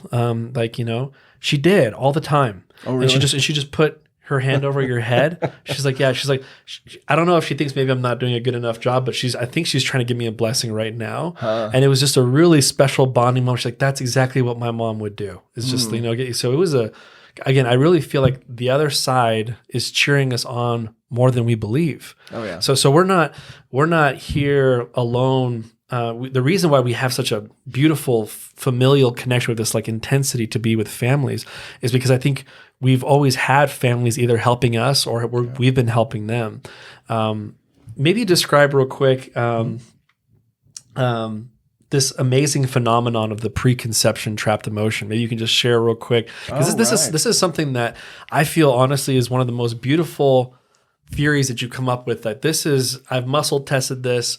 We found it, and this is a very interesting concept because for other people, it's kind of it is very interesting. It's not common knowledge, I would say. Well, sure. I was working on a patient one day, and I'm in hot pursuit of this trapped emotion, right? Trying to figure out when it occurred. And did it occur earlier than age 20? Yes. Did it occur earlier than age 10? Yes. Okay. Did it occur before birth? Yes. Okay. Did it occur during the time that you were in the womb? No. Or no. So wait. So wait. So wait. Did it happen after conception? No. So it happened before conception? Yes. Well, it's not inherited because an inherited emotion you get from someone else. So this was that person's emotion that they had picked up prior to conception. Well, first of all, let me share a little bit about what I believe and about an experience that I had years ago. I believe that before we are conceived, we live in God's presence essentially, and that He's our Father, and He's raised us, and we've been in His presence, and we're in this very high vibrational state. And then eventually we come down here, and there's a forgetfulness somehow that we pass through that we often refer to as the veil of forgetfulness. We can't remember where we were before. All we know is this life. So all of a sudden, here we are, right? And all we know is this world and what we learn here. And but sometimes we get little glimpses that there was another life that we lived before this. And of course, people talk about past lives and so on. And I really honestly don't know. With preconception emotions, all we say is that it occurred prior to conception, and we don't know. But I'll tell you what I personally think about this. Sure. I had an experience once where I was 18 years old, just sitting there meditating quietly, and all of a sudden, that veil of forgetfulness that we talk about was somehow parted in a way. It was almost like it was parted to my heart in a way. And the result was that I was just instantaneously filled with the most overwhelming and possibly huge feeling of homesickness, that it was just completely off the chart. I had been homesick before, but this was like a million times any of that. And it was homesickness to be back where I was before I came here into this world. And I think where we all were. And it lasted for about 3 seconds, and then it was over. And it just left, it was like the window opened for a moment, and my heart or whatever, it was like, I was just filled with this homesickness, and then suddenly it closed and it just left me reeling. And it's hard to describe this, but I'll tell you something. I learned from that experience that we really truly are strangers here in this world. And also that because of where we were before we came here, I believe if we didn't have that veil of forgetfulness that blocks us from our memories, I honestly believe we would not be able to stand it here in this world for 5 minutes. And so it's protective. It's protective, so that we can continue moving forward in this state. Yeah, exactly. And obviously, the all wisdom, all knowing said this veil is definitely serving you. Oh yeah, in more ways than one. It's serving us all. Yeah, we absolutely need it. It's essential for us. It's critical. Well, anyway, so here I am working on this patient many years later, and I find that she's got this trapped emotion that occurred prior to conception. So I figured out what the emotion was, and I released it. And we see these sometimes, right? And I've come to the conclusion about this because I've thought a lot about, a lot of people find trapped emotions, for example, that they think is from a past life, and I think that's valid. My personal twist on it from testing this and meditating and thinking about this is, I believe that every single one of us that is in a mortal body in this earth has been here before. I think we've all been here before, at least in the capacity of an angel, like a guardian angel, shepherding someone else through their mortal experience.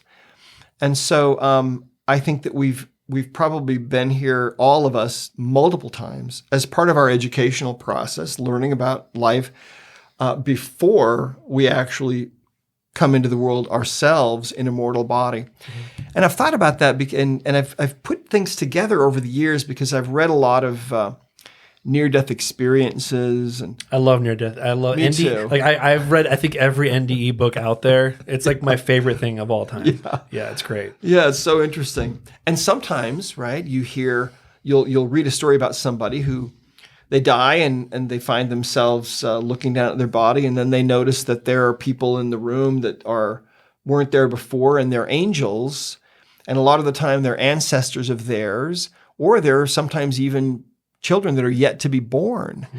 And what are they doing here? Well, I think they're there on assignment. They're helping us to get through our mortal experience. And when we pray and we receive an answer, in the form of a thought or an impression or an idea, or maybe we even hear a voice. That's happened to me on multiple occasions. Where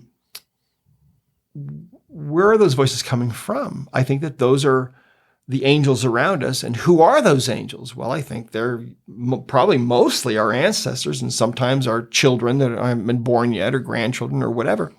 And I've just heard so many stories about this and talked to so many people about this that's what I've come to the conclusion of, is that we've all been angels before. And let's say that you're an angel to somebody, and it's 1942, and they happen to be living in Poland, and they're shipped off to Belsen or Treblinka or somewhere, mm-hmm. and they're going to be killed, and you witness that, right? Yeah. Well, you're alive. You just don't have a physical body, but you've got a spirit, and so the emotions that you feel then, I think, can become trapped in that spirit of yours, so that, in 1965, when you're actually born, now you have that energy with you.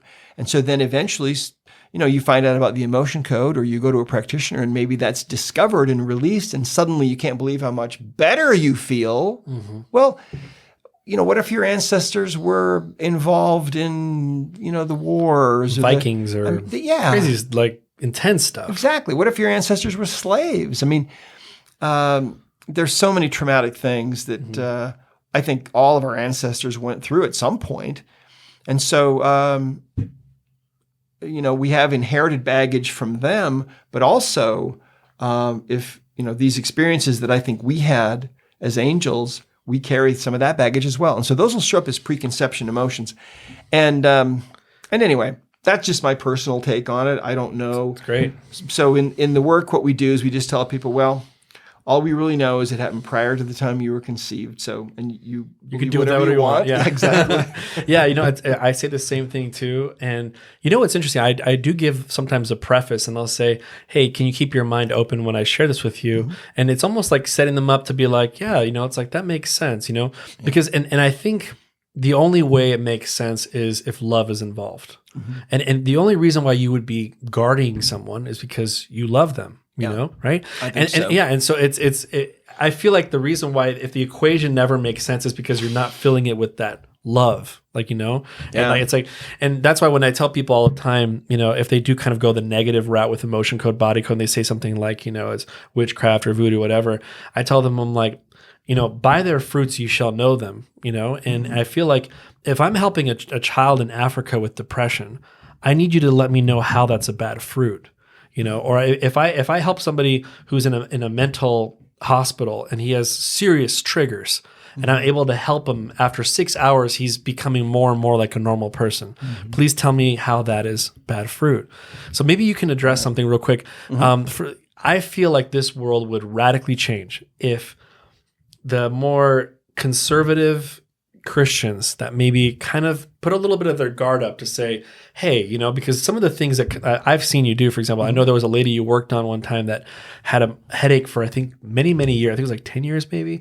You worked on her within minutes. Like, she was reporting later on that her headache was gone. I think you found a preconception trapped emotion with her. But the point is like, to a Christian, that looks almost like a miracle. It's like, it's like, so, and then that's kind of where people put their guards up. Sure, yeah. And so what do you tell Christians in general? Just like, hey, let me tell you, first of all, we're both Christians. And that was actually one of the things when I was reading your book, I was actually looking, I'm like, can you please say Jesus Christ here somewhere? That's my personal thing. Yeah. And I found that, I'm like, okay, page 23, he said Jesus Christ. Oh, he says God here. Okay.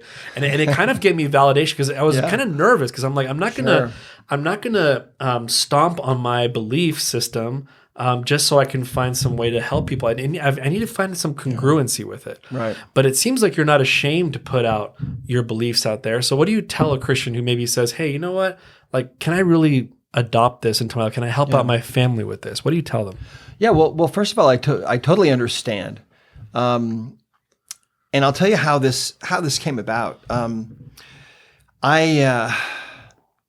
I wanted to make sure. I know that there are lots of deceiving spirits out there in the world, right? And lots of people are deceived, and I've had some run-ins with some of these entities, myself. So I wanted to make sure, when I started getting into energy medicine back in the early days of my career, the last thing I wanted to do was be deceived and be taken down some dark road and deceive other people and so on. That's one of the reasons why I started this habit of praying before I would work on somebody. And so it's really interesting, because I think that we often limit God. There was someone who said once that there's no limit to what God can do if you don't put him in a box, And so we tend to put God into a box, and the box is really about our own cultural our own cultural learnings and the things that we've learned that are okay and that aren't okay. And we learned those from our parents, and maybe learned those from their parents, and sometimes they go back for a long time. But there's a scripture that says, where two or more are gathered in my name, there am I in the midst of them. And I thought, okay, as a Christian, if I pray to God and and I'm praying in the name of Jesus Christ, then according to the scriptures, he's going to be there. And if he's there, then I'm not going to be deceived, right? Mm-hmm. He's going to be there. So Satan's not going to be there. The dark side, dark forces, they're not going to be there. And so so I think it's important to realize that that God is limitless, and he has the ability to do all kinds of things. And also, I think it's important to realize that that there is that energy in and of itself is neutral. For example, it's like a DVD. Okay, I'm dating myself now, probably to a lot of people, but Laserdisc. Yeah, Laserdisc, right? Reel to reel. Yeah.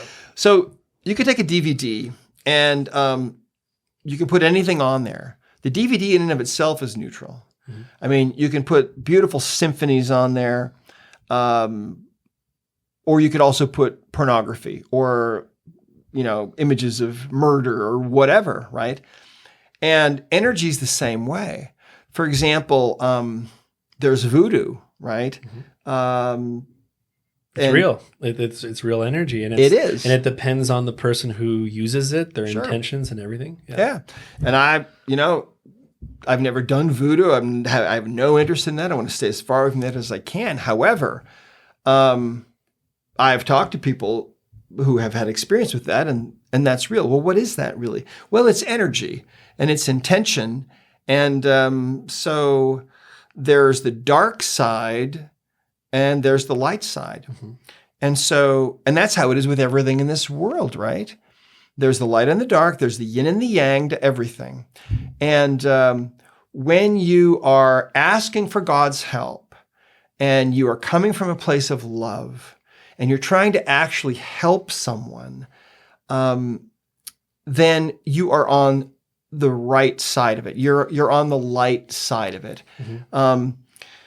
If you're doing something, if you're doing energy work and you're trying to deceive someone or you're trying to hurt someone, like you're doing voodoo, obviously you're on the dark side, right?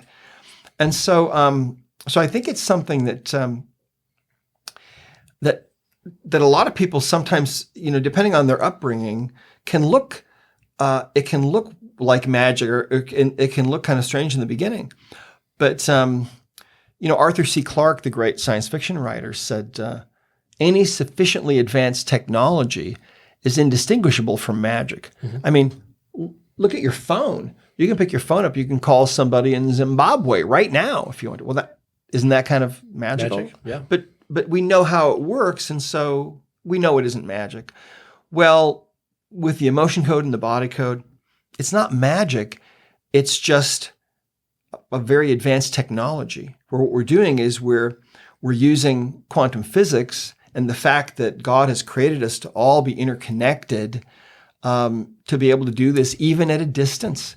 Well, he did healing at a distance, right? Mm-hmm. There was a centurion that came to him one day and he said, my servant is really, really sick, but he said, you don't need to come to my house. Just say the word, my servant will be healed.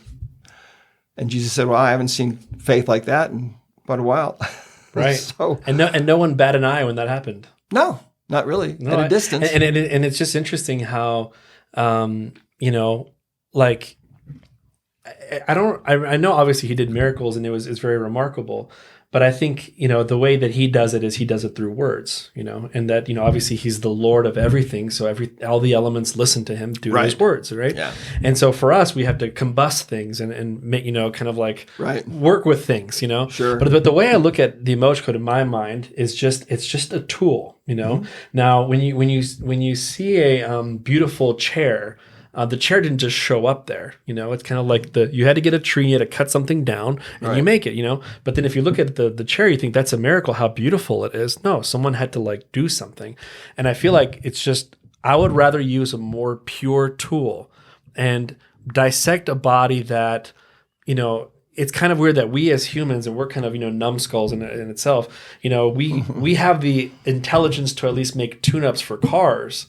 But for some reason, God forgot to do a human tune-up system.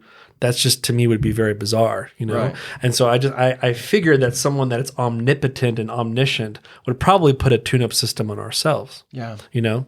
Well, it's Yeah, it's so interesting because really it's like you say, we were really given no manual for these bodies.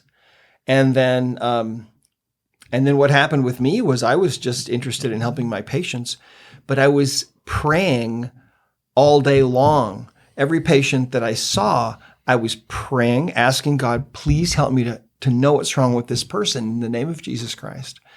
And then I'm listening, right? I'm praying and listening all day long for 20 years, right? And that's really where this stuff came from. So, I mean, it's the reality of it is God's not done talking to us, I don't think. I mean, if we're open and we're listening, then really what this is the missing manual, the body code, the emotion code, and the body code includes the emotion code. It's the missing manual for, it's a way to find all those imbalances. It's kind of like, when you take your car into the mechanic and he plugs it into a computer and the computer comes up with what's wrong. That's kind of what this is. The body code is an interface for the subconscious mind. And what is the subconscious? Well, it's just the spirit within us that is vastly intelligent and that's directly linked in, to God and the energy of the universe and the morphic field or whatever you want to call it. So yeah, and these are great answers, by the way. I'm still mind boggled to this day, still doing this 9 years, and working with lots of clients. When I remove something and it changes someone in their lives, it's like as if I've been doing it since day one. I still get the same excitement. Do you know what I'm talking about? It's Totally. like, I have to put the phone on and be like, wow. I'm like, that just happened. Okay. Hi, how's it going? So it's still new, to me. Yeah. Especially things like one of the things that just mind boggles me. Your daughter actually removed this from me. So just kind of personal here. She removed a betray me broadcast message.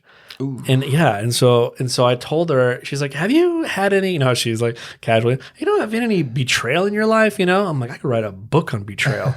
And she says, well, you have this message you're putting out to people and you're attracting the wrong people that would be willing to betray you. Yeah. And I said, you have no idea. Please get that off of me. And she changed that to honor me. And from then on, it seemed like more and more people came into my life that were honoring me.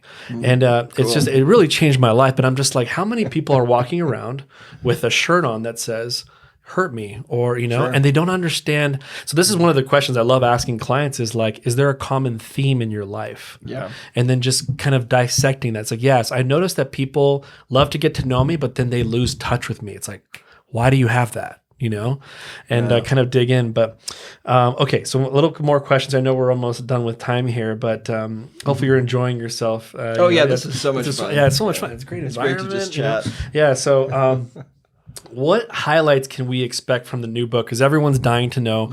Body Code book. I already ordered it on Amazon 4 days ago. My wife was laughing that I did it on I already pre-ordered it, of course. But what can we kind of expect from this book, The Body Code, that's coming out on February 21st? I think February 21st, 2023. Yeah. Well, it's been a real labor of love, and I've included in it a lot of the stories that I couldn't include in the Emotion Code book because they weren't about trapped emotions. Mm-hmm. Stories about the other kinds of imbalances, and so the book it's partly a how-to book. Mm-hmm. It's partly an overview of the body code and the whole idea, this whole paradigm that the subconscious mind has all the answers about what we need, and that there is now a way that we can ask questions and get answers and find out what we need ourselves. We can do it ourselves at home. You don't have to have anybody help us. We could not possibly include everything that's in the body code in this book. So we had to decide what to include and what to leave out. Because the body code itself, even though it fits on your phone, it's about 0.5 gigabyte. And it would have taken, if we'd printed out everything, it'd be like the LA phone book. It would be huge. Right. Nobody wants to read a book that's 1,000 pages long or more. Right. Yeah. So the book is lots of it's lots of stories, it's understandings, it's a wonderful book. I think it's going to be great. I think people are going to love it because we get more into the nitty-gritty of healing and really what is it composed of, and we break it apart. And to be a great healer, how do you approach that, and how do you what are the steps and the components of really making that up for you? And so I think healers are going to love it. And what we've done is we've tried to include in it a lot of the most common things that have shown up for me, for people. So we've included stories about each of those, and actually it is a how-to book, kind of like the emotion code. So there's a lot of step-by-step things, and we have maps in there, although we couldn't include obviously all the maps that are in the body code itself that that is the app. But we've tried to include a lot of those major things that people can then actually use. And so the idea behind the book was that we'll give people an understanding of the body code, and then we'll actually include enough in there that people will actually be able to use it and hopefully have some success using it. So it's really, that's exciting. It's really exciting. It's I don't know a healer that's not looking forward to reading that book, just because the emotion code was I think you added over 100 more pages maybe on the new one. I think so. Yeah. We added a whole nother chapter on inherited trapped emotions. Right. And then more stories, because when I wrote the book the first time, the stories were just all my stories, and I was afraid I was going to start forgetting them if I didn't write them down. It's part of the reason why I was glad I was writing the book. I mean, but then you have other stories now from other people coming in, right? Yeah. And that's where that's almost where it becomes almost third party. It becomes more validating. I'll tell you a really cool thing. My father, who was a skeptic for about a whole year of this work, and he's an oncologist. I think I might have told you, I worked on his neck and his shoulders, and then he found relief, and he was like, "How did you find out this stuff about my teenage years that I felt this emotion?" I'm like, "Dad, never mind that. Just how do you feel?" And he's like, "Well, I'm not going to lie to you, but my neck and shoulders do feel really good." Yeah. And I got to clear my dad's heart wall, which was a very touching moment for me. Cool. And what's interesting is he saw your old school body code manual that's like really thick, and he says, "I'm going to take this. I'm going to read this all from beginning to end." And he said, because he mentioned quantum physics on page 7, I'm actually going to read this whole entire book, because he said, this is kind of powerful. My dad said, he said, if anything were to sort of either help Western medicine or assist it, it would have to be in the quantum physics world. That's right. And then my dad says, and because he said the word quantum physics, I'm going to finish this book. And he said that he believes that you were very inspired. And so that's a big deal from an oncologist who's very by the book kind of guy. And so I'm like, "Dad, can you just say that one more time so I can just record you? Because I don't think I'll ever hear that ever again." But anyway, that was a big compliment that I think doctors are even, if my dad can come around, sure, I think at this point, any doctor can come around. That's wonderful. Thanks for sharing that. Yeah, I just wanted to share that with you. So real quick, just maybe 2 or 3 more things, if it's okay. Sure. So I know that there's a lot of different tools besides using emotion code, body code. There's these are tools that I've used, but why did you make these guides, like abundance guide? Because a lot of people, I always feel like you got to keep learning, like emotion code, body code's amazing, but there's a reason why you guys created these more intentional guides to assist a certain spectrum of your life, So there's the abundance guide, there's the relationship resonance program, there's, there's one that has to do with you feel stuck and you can't, nothing's really working. Removing limiting blocks, something like that. Yeah. What is the name of that one? That's going to bother both of us tonight. At some point. But yeah. So why did you? It's kind of cool. It's almost like your studies don't end on just the emotion code, body code. Is that if people want to sort of specifically tune into a niche and be like, I want to work with people with relationships, they can. And right. So, but what was your thought process behind I'm going to make this abundance guide. I want to help people remove their money blocks. And it's almost like a roadmap. I mean, it's like a 12-page PDF. And, but yeah, what was your thought process on that? It was actually my daughter, Natalie, who created those guides. Oh, okay. And she's, just brilliant. But the whole idea was that we wanted to give people a bit of a roadmap so that there would be questions that they could ask of the subconscious mind to get to get specific answers. For example, take abundance, okay? Your subconscious mind knows if you are okay with having abundance or if you're not okay with it. And so what you can do is you can ask a question, but a lot of people never ask that question. And so so that's just one question. You can ask somebody, are you okay with having abundance? And if the muscle testing response is no, that means that there's something in the subconscious mind that's a glitch or something that we need to find. It's kind of like finding a bug in the computer. Right. And you know where that phrase came from. Back in the early days of computers, when computers were the size of a house, sometimes a moth or something would actually get in between the solenoids. A real bug would show A real up. bug. That's where that comes from. Oh my A God. bug would get into there, and they'd have to find where the bug was smashed. Okay, that's funny. Right? Yeah. And so we have bugs in our subconscious, right? And so the future of personal development, I'm going to give you a quote, okay, that I made up. Bring it. The future of personal development consists of releasing any imbalances that are in the subconscious mind that are blocking it from becoming perfectly aligned with the conscious will and the conscious intention. See? And so what happens with this, if this hand represents where you want to go, and this hand represents your conscious or your subconscious mind. So here's conscious, here's subconscious. The further apart they are, the less able you will be to do what you want to do. The more you clear the subconscious so that the subconscious mind can align with the conscious will,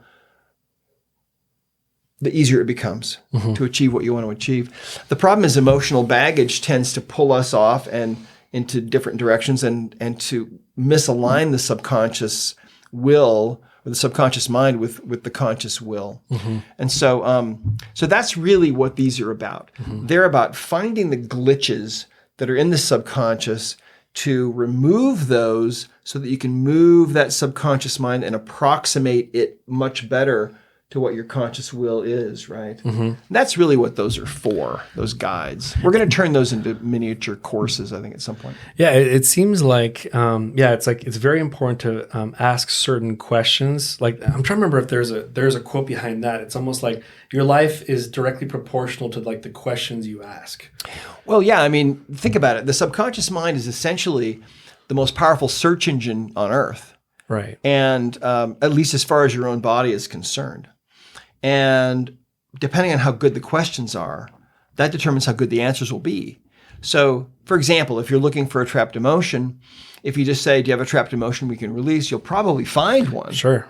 But it might not have anything to do with the searing back pain you're feeling right now. On the other hand, if you ask, do you have a trapped emotion that we can release that's contributing to your back pain, it forces the subconscious mind, the Google that's inside, to bring up something that's contributing, and then you clear that, and then it helps, right? And you know that the more specific your questions are, the better the answers are. The more specific they are, and the more specific your work is, the better the results will be. The faster, right?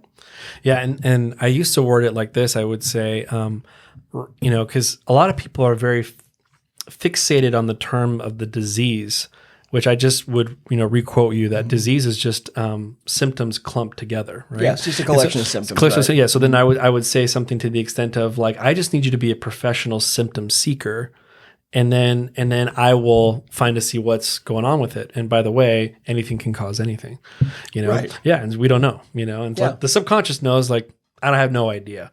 And I have to kind of remind myself that a lot. Sometimes I train new practitioners and I tell them, like, you need to make that your mantra, is that anything can cause anything. Yep. Because once your kind of like conscious brain starts looking into the body code and you start insinuating that that's what the answer is, it's usually off. It skews your testing. So it's kind of weird. It's almost like the more you don't know, the better your muscle testing That's goes, exactly right. which is kind of I've a weird said paradox. before, A weird paradox. The dumber you are at this, the dumber you are, the better it works. Okay, that's why I'm so good at this. This is the dumb. So anyway, let's do the people on the social network that I created. It's called HEAL, by the way, which stands for Have Empathy and Love. There's a lot of people who just ask questions, and we're just going to do a flash flash one. Like say a question, just 1 minute answer or 2 minute answers, and we're just gonna just flash, because otherwise it'll be like, you didn't ask the question that I wanted to, so they'll never forgive me. So, so let me go ahead and look that up real quick. Okay, so here it is. So this is from so many fans of you here. They're just messaging me. Okay, here's the first one. So this one just 1 to 2 minute quick question. Says, my friend has a grandson who's ill. This is Lourdes Aldeva. My friend has a grandson who's ill. She asked me if emotion code would help, and I believe it will. However, his mom is not a believer and is not open to it. Can I still do the session for my friend's grandson? You really need to honor the parent, and you need to get permission. Just like anything else, it's like if you couldn't legally do something with that child, then I mean, you got to get permission. Otherwise, it's an invasion of privacy, and it can be an invasion of parental rights. So even though it's your grandchild, yet you do need to go through the parent and get the permission. A lot of the time in situations like this, what you can do is you can give a copy of the emotion code book to somebody, and they may actually pick it up and read it, or they might listen to it on audio or whatever. And I've seen cases where that's changed things. Great answer. You do need to honor that line of authority and that those parental rights and so on. And even in cases where, like probably every other seminar that I've taught, and I've been teaching for many years now, I'll have some elderly woman typically will come up to me and she'll say something like, my son Billy is only 57, but he really isn't open to this. Can I work on him without his knowing? And the answer is no. You got to get people's permission. Otherwise, it's an invasion of their privacy. All right, it's got to ask permission. Okay, so then we have Noreen. She has a really interesting name, Watanabe. Okay, hope I didn't butcher that. She said, it would seem that it may be possible that a wounded healer could possibly be reading and picking up their own stuff, as this is possible with psychic intuitive readers, and it also happened to my chiro of the past. What say you? Very interesting way to write that. Yeah. What say you? What say you? That can happen. Can happen. Okay. Yeah. In fact, we call it resonance. Resonance. Okay. So in other words, let's say, for example, that I have, let's say that I've got a heavy metal toxin in my body. I'm dealing maybe with lead or something like that. Okay. When I work on somebody who has lead, it's going to show up right away, maybe. Or maybe if I have a trapped emotion that's a big trapped emotion of grief or something that I haven't released on myself, I might find that in everybody that I'm working on. Right. And anytime anything like that happens, if you start finding the same thing on people, or you find the same thing multiple times on the same person, it's always a good idea to stop and check yourself, because sometimes that's how the subconscious is trying to get you the message, hey, dummy, you might need to look at this yourself. You may need to heal the healer. Exactly. Okay. Cue the, what did he call this? It was the coolest thing. He's like a TV. It's a Samsung frame. Yeah, Samsung frame. It's a TV. Okay, so also, let's see. Let's another one here. From Tobias O. He said, Dr. Brad, what are your vows, words, prayers to get guidance and help from above? Oh, well, it for me, it's really simple, and it's very quick. As a Christian, what I do is I address God as Father, and I'll just say something like, Father in heaven, please help me to help this person and find out what they really need in the name of Jesus Christ. Amen. So it's typically like that, but it's not like anything that's written or memorized or anything. Sometimes it varies depending on, sometimes it might be a little longer, sometimes it's shorter. But roughly. Yeah. Okay. Anissa Sutton, she asked, hello, I'd like to know if anyone has ever been healed from agoraphobia, anxiety with the emotion code. Oh yeah, absolutely. All kinds of things all kinds of phobias have been healed. In fact, I've seen some really interesting ones. I've seen people who, for example, had such severe social anxiety they couldn't leave their house. And I've seen those people, get worked on at a distance and then cross the ocean to come to a seminar where before they wouldn't, there's no way they would be able to do that. Lots of phobias can usually be gotten rid of with the release of, 1, 2, 3 trapped emotions in most cases, in my experience. Yeah. And it doesn't matter what kind of phobia it is. I mean, you can have a phobia to anything, right? Right. In fact, one of my favorite stories is where this woman told us that she started reading the emotion code book, and her son started reading it and practicing with his friends. And after a couple of weeks, this woman called who was the mother of one of her son's friends. And she said, listen, she said, my son has had a phobia, severe phobia of water all of his life. And he's out playing in the water with the other boys at the pool here. And she said, your son did this. We've tried everything. Nothing's ever worked. And how did he do this? And those boys are only 11, You can have a phobia to anything. He had a phobia to water. And his 11-year-old buddy was able to find the trapped emotion that created it and release it. And boom, there you go. It's gone. Go play in the water. I love that story. Lisa said, when is the belief code scheduled to be released? Lisa Green asked that. Well, we're hard at work on the belief code right now. And so the belief code is going to be a level of certification, okay? It's going to be level 3 certification. So level 1 certification is the emotion code. Level 2 is the body code. And to do the belief code, you're going to need to understand level 2, the body code. Mm-hmm. So it's going to be our 3rd level of certification. And the plan is for people who are in that level of certification, it'll become accessible to them on their devices, on their mobile devices and so on. So it's going to be separate from the Discover Healing app? Like it's going to be a different app? No, it's going to be built into that app. Hopefully. We're thinking we need to have it built in because in order to do the belief code, you've got to be able to do the body code. That's right. Right? And because you're going to find things that are tied into beliefs that are going to be in the body code that you're going to have to clear. Is it going to be on that chart where it says belief code and you can just click on that? It's going to either be there or it'll be a separate button on the bottom. It will take you into a separate little constellation. We're working on it now. Because every time I go there, I'm like, dude, it's like, please refer to. It's like, okay, we need to get this question answered here. Okay. Yeah, I can't tell you. It's we've been working on this for a long time, and I can't tell you how excited I am to have this out because what our goal is, and what we're doing right now is complete belief code sessions in 20 minutes. And they used to take an hour. My wife and I used to do them together with people, and it would usually take us an hour to do one. And so everything is kind of getting compressed. And I'm just so excited. I can't even tell you how excited I am about this because I think it's going to change everything about people's work. It's so fun. You did a belief code session with me once with your wife, and it was a great, great session. And it was very mind altering for me. So so we practitioners who are listening, you need to fasten up there. But okay, so Julie Drake, she says, can just about anything be inherited? A curse, chakra imbalance, or something's just an individual and does not ever get past the genetic line? I've seen some inherited memory fields, before. It's possible, right? I mean, theoretically, just about anything could be passed down. I think that I do think that if you have a heart wall. I think that is a creation. It's a subconscious creation of your own subconscious, putting up that wall to protect you. So I think that emotions that make up the heart wall can often be inherited, but I don't think the heart wall itself is inherited. I think it's kind of a conscious or a subconscious decision that's made on the part of each person's spirit or subconscious. But other than that, I think a lot of things can be inherited.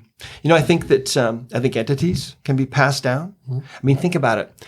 Think about a mafia family, for example, and the mafia's been going on for hundreds of years, right? I think that what happens is there are entities that are kind of infiltrating with that family, and when somebody dies, they just stay there, and why not? Right? Kind of makes sense to me. So, I in a lot of the NDE books, I'm trying to remember who. I think it was Imagine Heaven, but he was talking about how he believes that like a lot of the suicides are not. I think what would shock the person most who did that to themselves is that it wasn't just himself and his negative thoughts entering into a new realm, that there were things that were affecting them, and it's like, who are you guys? Who are these entities that were probably putting things in my head, And so that it was kind of almost like he got jumped by a lot of things that were just trying to take him down, and so it'd be a shock to be like, I thought I would be here by myself in the spirit world. No, there's this was an attack, from many of them, So I think that happens every time. I really think so too. I think, and I always tell people too, I said, a lot of those energies in your body code of no will to live and will to die, it's, we can resonate with these entities, right? And then if it's kind of this weird cycle where if you you're feeling really down, and then they attach to you, and then they make you feel even more down. And the goal is just to to kind of like hit you off the cliff. Yeah. So if you kind of know their agenda already, you're like, I need to really be careful with my emotions and make sure I don't go down that route of the no will to live and will to die. So I try to tell clients have some type of regimen of increasing spirituality or something, so that way you don't get to those no will to lives or will to die. Feed your spirit. Well, so many people are spiritually malnourished, but your spirit needs food just like your physical body. And so most people, you need those high vibrations, whatever they are. Right. Spiritual anorexia is alive and well. Exactly. Right. Okay. Last question, and then we are done here. Is it possible, Nathalie H., is it possible to program a body to start releasing trapped emotions in one's sleep, or to program a person to reach his or her optimal health? I'll just read one of her questions because she wrote 3. But okay. Yeah, program a body to start releasing trapped emotions in one's sleep. That's interesting. I don't know. What do you think? Well, I don't know. You can certainly try it and let us know how it works. The thing about it is, when we're doing the emotion code, what we're trying to do is we're trying to close those little loops, right? And so a lot of the time, I think it works best when you're awake, although it can be done when a person is asleep. My wife and I learned that working with our kids. Our twin boys, who are 33 now, we couldn't catch them when they were awake, and so. So you work on them while they're sleeping. Yeah, okay, exactly. And we had amazing results. I mean, our son Drew, when he was 4 years old, we thought he had maybe a hearing problem because he wasn't speaking in full sentences, and he was 4 years old. His brother was a chatterbox. We took him to get his hearing checked. That didn't work. And so finally we decided we would see if there was something emotional going on. And so when he was asleep, we worked on him. And because the subconscious mind never sleeps, so we're talking to his subconscious mind, right? And so my wife is touching him. She's holding out her arm. I'm talking to his subconscious mind, and we're getting yes and no answers on her arm. And we found they had an inherited trapped emotion of anger from her dad. And we cleared that and a couple of other things. And then, went to bed. So the next morning at breakfast, he will not shut up, and my wife and I are looking at each other like, is this for real? Can you believe what's going on here? This is unbelievable, right? And that unlocked that in him. And he didn't even know we'd been working on him. So that's great. Yeah. That reminds me of this child I was working on. And and it was interesting. I guess he would play video games all the time, and the mother said, you're not going to believe it. She's like, do you hear that? And she was in the living room, and I guess the bedroom of him was right behind. So she was talking to the husband. She says, do you hear that? He's like, no, I don't hear a thing. He's like, yeah, it's there's no sound over there in his room. He's like, did that practitioner help my son stop playing video games? Like, no, he's playing video games. He's just not getting mad at the video games like he used to. That's why it's kind of quiet over there. And then the weirdest thing happened. He walked out and he sat down next to them, and they just looked at him like he was an alien. And he's like, hey, what's up, guys? Just want to say hi, And they're just like, you want to say hi to us? And that was just unusual. Very foreign. Yeah. Because he was a very closed off kind of guy. Yeah. But to her, it was like a miracle. Just seeing her son say hi. He just wants to talk with the parents and just, and connect, So, So the book's coming out on February 21st is the date. Right. Okay.